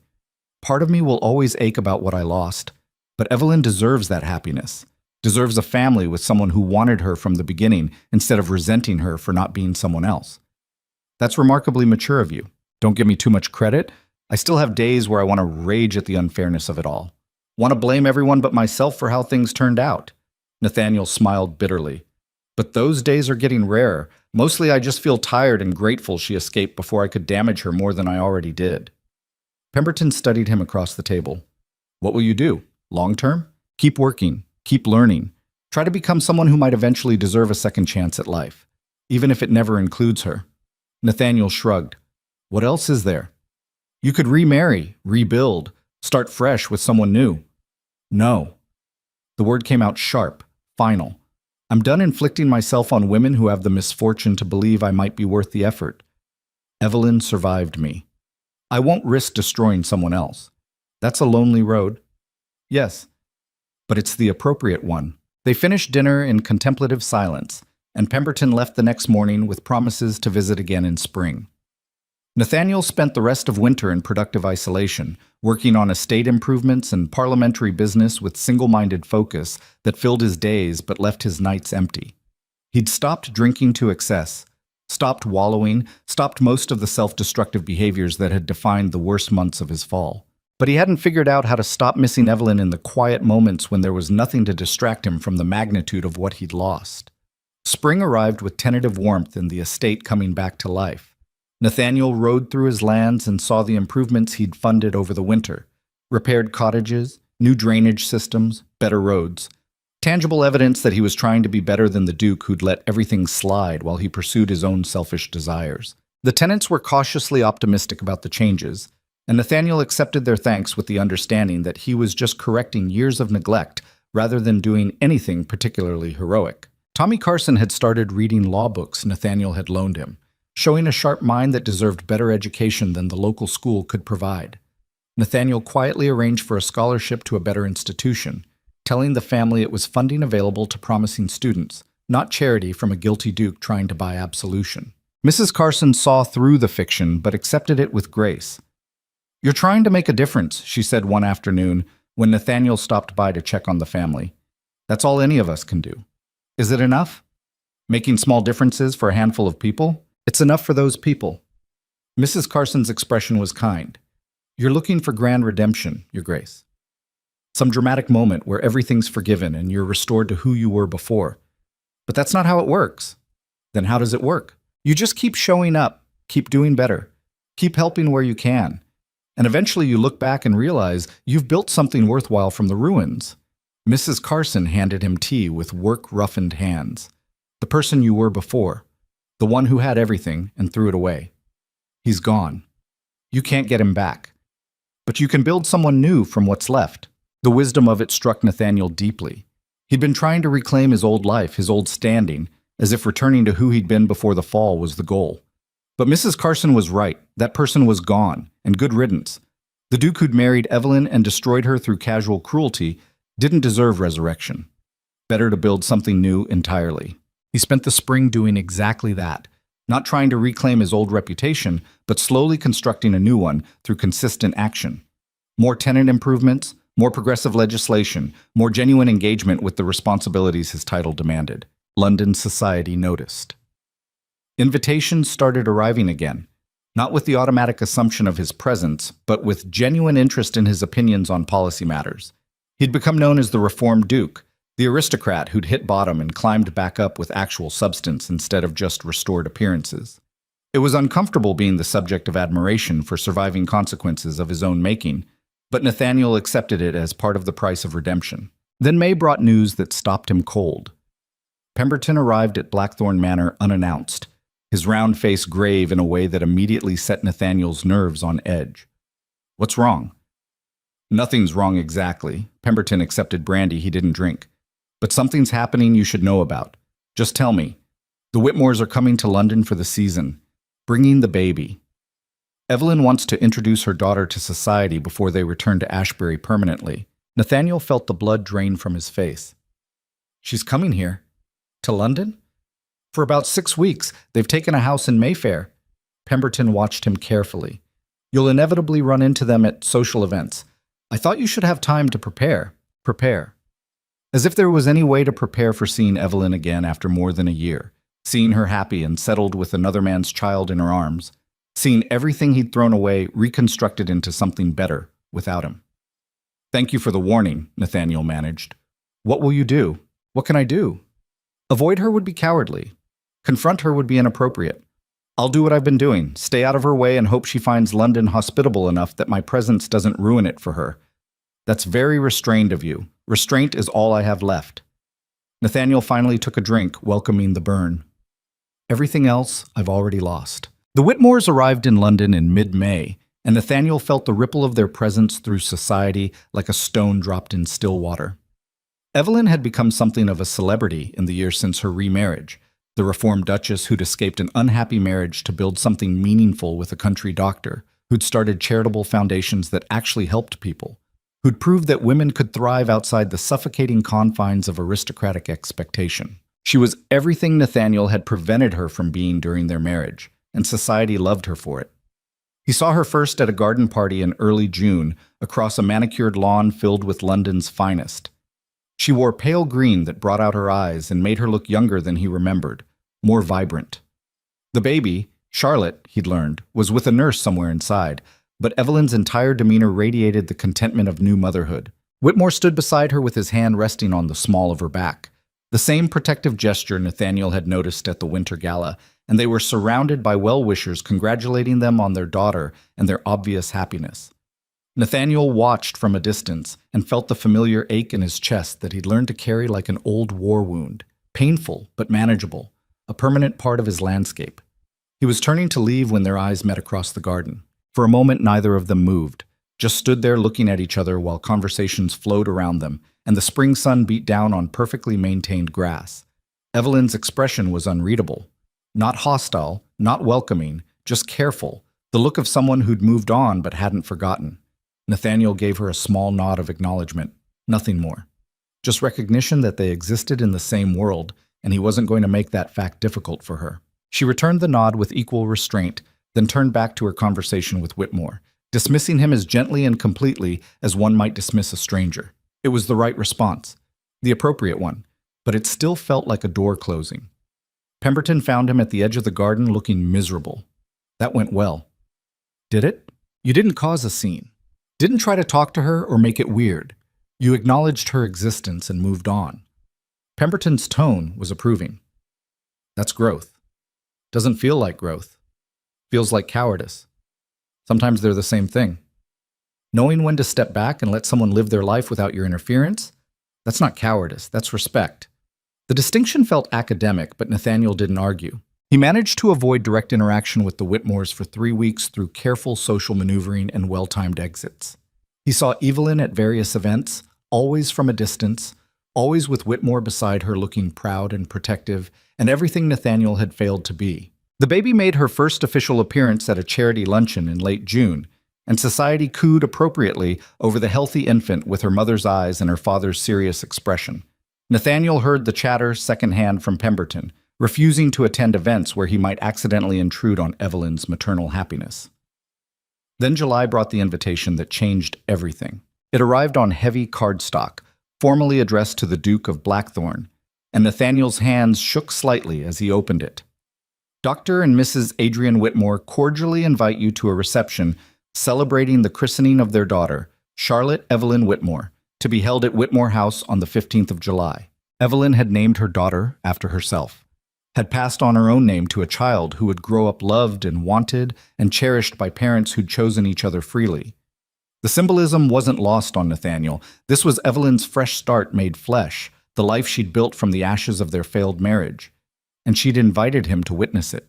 He stared at the invitation for a long time, trying to understand why, trying to parse whether this was an olive branch or just social obligation, whether Evelyn genuinely wanted him there, or whether excluding the Duke of Blackthorn from a major social event would have raised questions she didn't want to answer.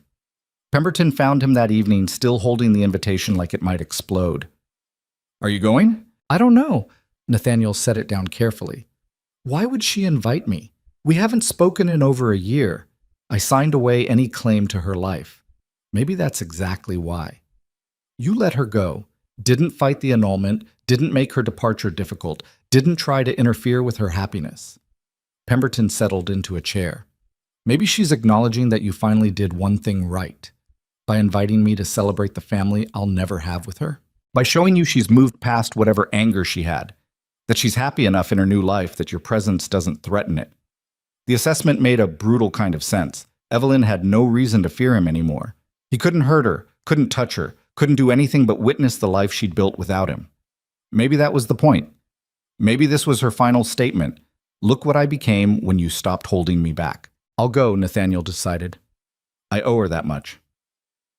One afternoon of celebrating her happiness without making it about my regrets. The day of the reception arrived with summer heat that made London feel oppressive.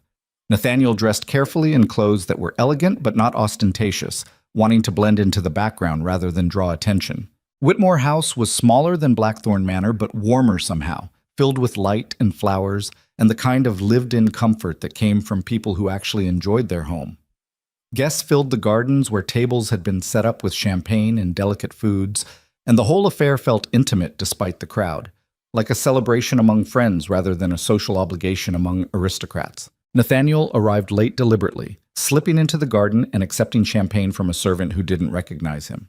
He found a spot near the back where he could observe without participating, watching Evelyn move through her guests with Charlotte in her arms. She looked radiant in pale blue silk, her dark hair swept up, diamonds catching the sunlight. But more than that, she looked at peace, the kind of deep contentment that came from being exactly where you wanted to be with exactly who you wanted beside you. Whitmore hovered nearby, introducing colleagues and accepting congratulations with the genuine warmth of someone who'd never doubted his right to this happiness. They looked perfect together, like two pieces that had always been meant to fit. Nathaniel watched them for 20 minutes, feeling like a ghost haunting a life that had moved on without him, wondering if he should just leave before anyone noticed his presence. Then Evelyn saw him. She'd been laughing at something Lady Ashbury had said, her head thrown back in unguarded joy, and her eyes had swept across the garden in that unconscious way people did when they were happy and wanted to share it with everyone present. Her gaze landed on Nathaniel and held. The laughter faded from her face, replaced by surprise, and then something more complicated: recognition, assessment, the careful evaluation of whether his presence was going to be a problem. Nathaniel gave her the same small nod he'd given at the garden party, acknowledgement without intrusion.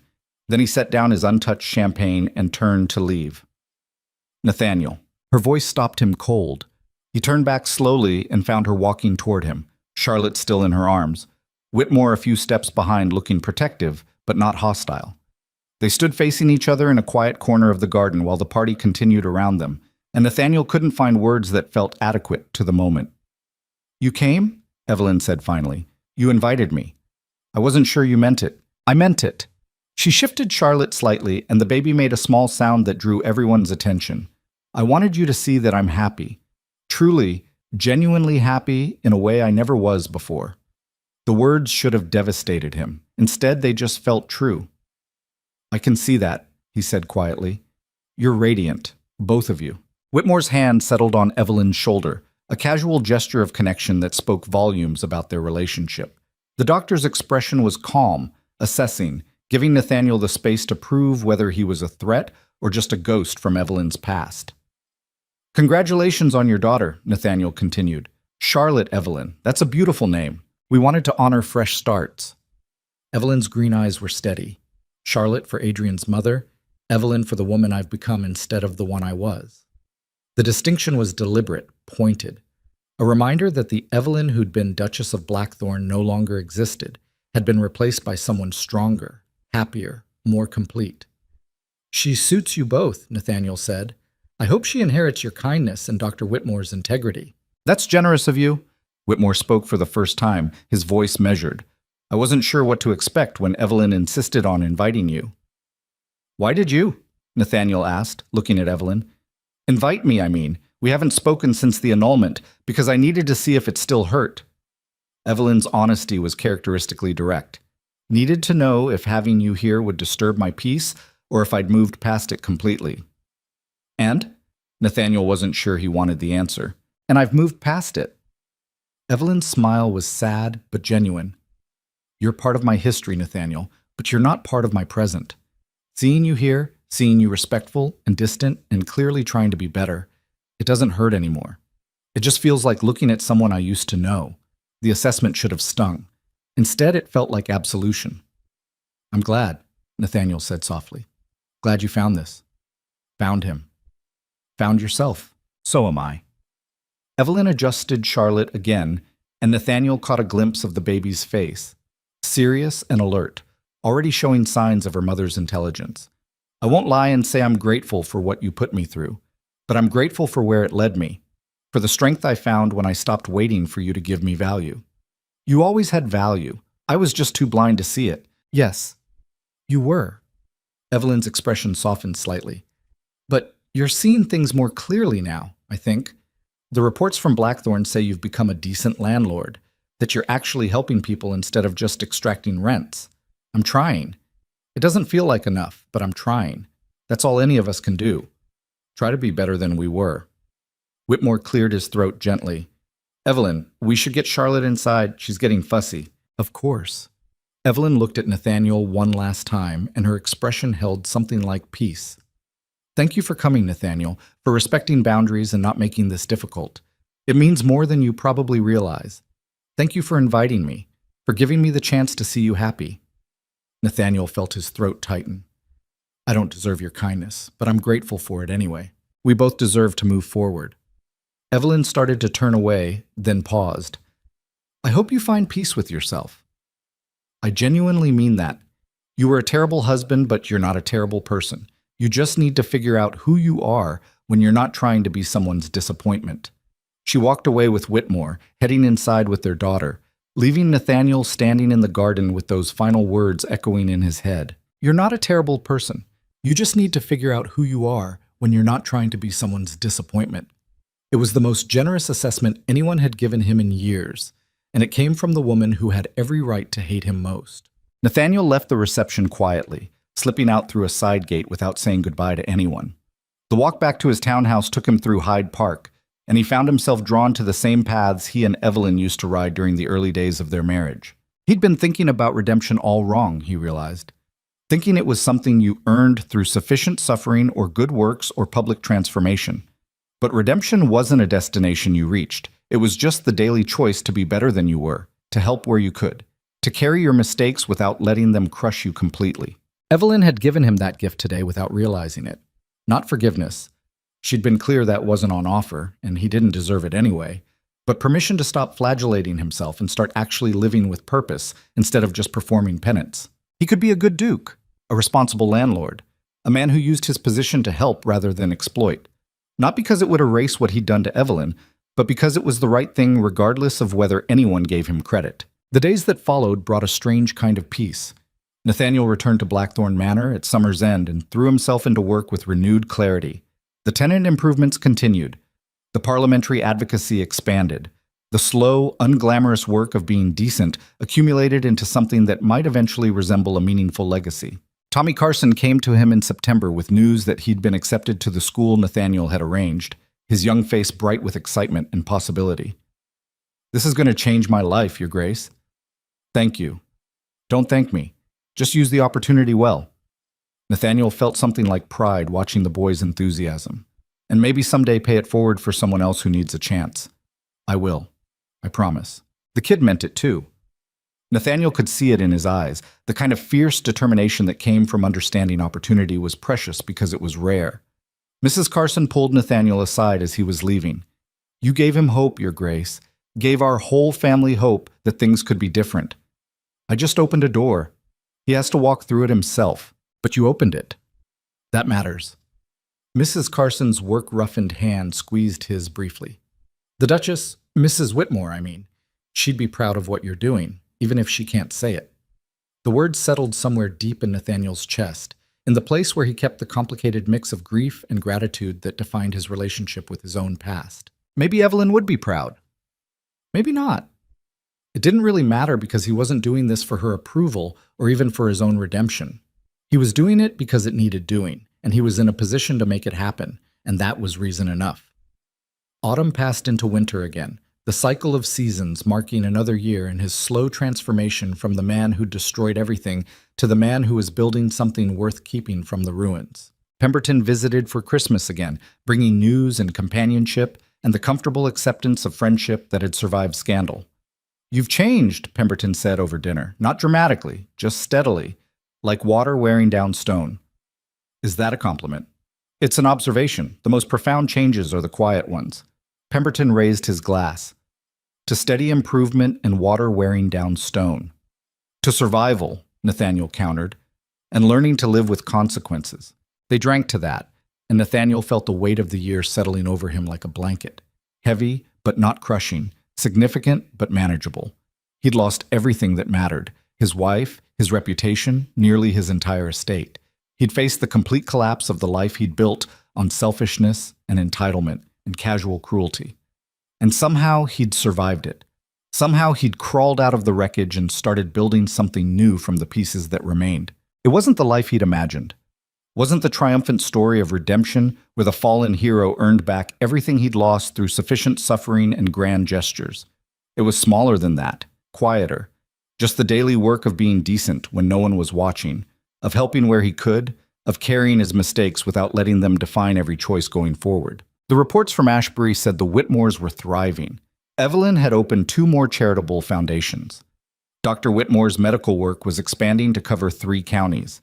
Charlotte was growing healthy and happy, surrounded by parents who'd chosen each other and chosen her with equal intentionality.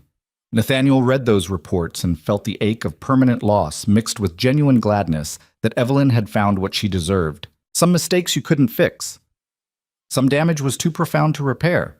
Some losses had to be carried as the price of the person you'd been when you inflicted them. But you could still build something worthwhile from what remained. Could still choose to be better, even if better would never be good enough to erase the past. Spring came again, bringing renewal to Blackthorn Manor's grounds, and the promise of another planting season for tenant families who were starting to trust that their duke actually cared about their welfare. Nathaniel rode through his estate on a morning in late April when the world felt fresh and possible, and he thought about the man he'd been 2 years ago. Arrogant, entitled, so consumed with his own dissatisfaction that he destroyed the one person who genuinely loved him. That man was gone. Had died in the wreckage of his own making, replaced by someone quieter, more careful, more aware of how much damage thoughtless cruelty could inflict. The new man wasn't better in any romantic sense, wasn't redeemed or forgiven or granted some Hollywood ending where everything worked out. He was just trying to help. trying to do less harm, trying to build a legacy that meant something beyond inherited titles and accumulated wealth. And maybe that was enough. Maybe that was all anyone could really do: survive their mistakes, learn from the wreckage, and keep showing up to do better even when better would never erase what came before. Nathaniel reined in his horse at the top of a hill overlooking his estate, and for the first time in years he felt something close to peace. Not happiness. He'd forfeited any claim to easy happiness when he'd thrown away Evelyn's love. But peace, the quiet acceptance that this was his life now. These were his choices. This was the path forward. Alone but purposeful. Scarred but functional. Carrying the weight of permanent loss while still building something that mattered. It wasn't the ending he'd wanted, but it was the ending he'd earned, and there was a strange dignity in accepting that without the comfortable cushion of self-deception or the desperate hope that things might still somehow work out. He'd lost the greatest love he'd ever have, had watched her build a beautiful life with someone who deserved her, had faced the complete destruction of everything he'd taken for granted, and he'd survived it, had learned from it, had become someone who might eventually deserve a second chance at life, even if it would never include the woman who taught him what real devotion looked like. The Duke of Blackthorn turned his horse back toward the manor, toward the work waiting in his study, toward the tenants who depended on his decisions, toward the future he was building one quiet choice at a time. Behind him, the past stretched out like a landscape of ashes and lessons learned too late.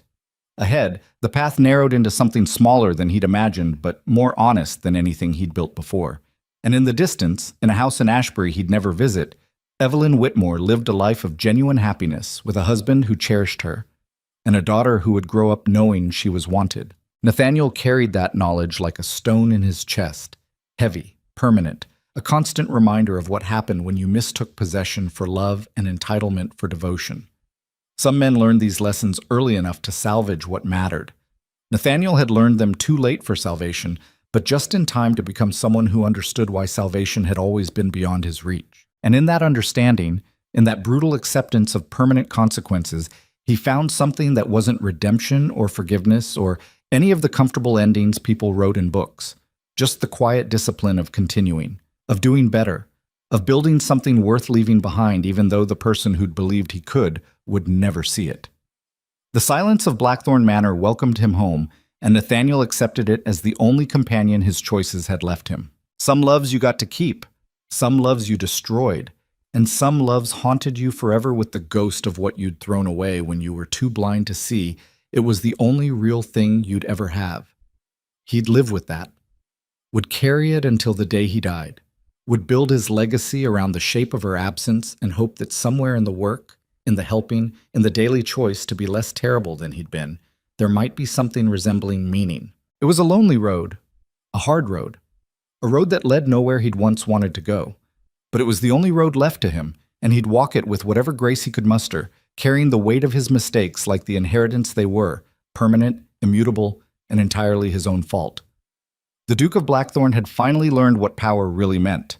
Not control, not dominance, not the ability to command others or bend them to your will, just the capacity to choose differently, to build instead of destroy, to help instead of harm, and to live with the consequences of every moment you'd chosen wrong, carrying them forward without letting them stop you from choosing right the next time. It wasn't redemption, but it was survival. And survival, he was learning, was its own kind of victory when you'd fallen as far as he had and still managed to stand back up.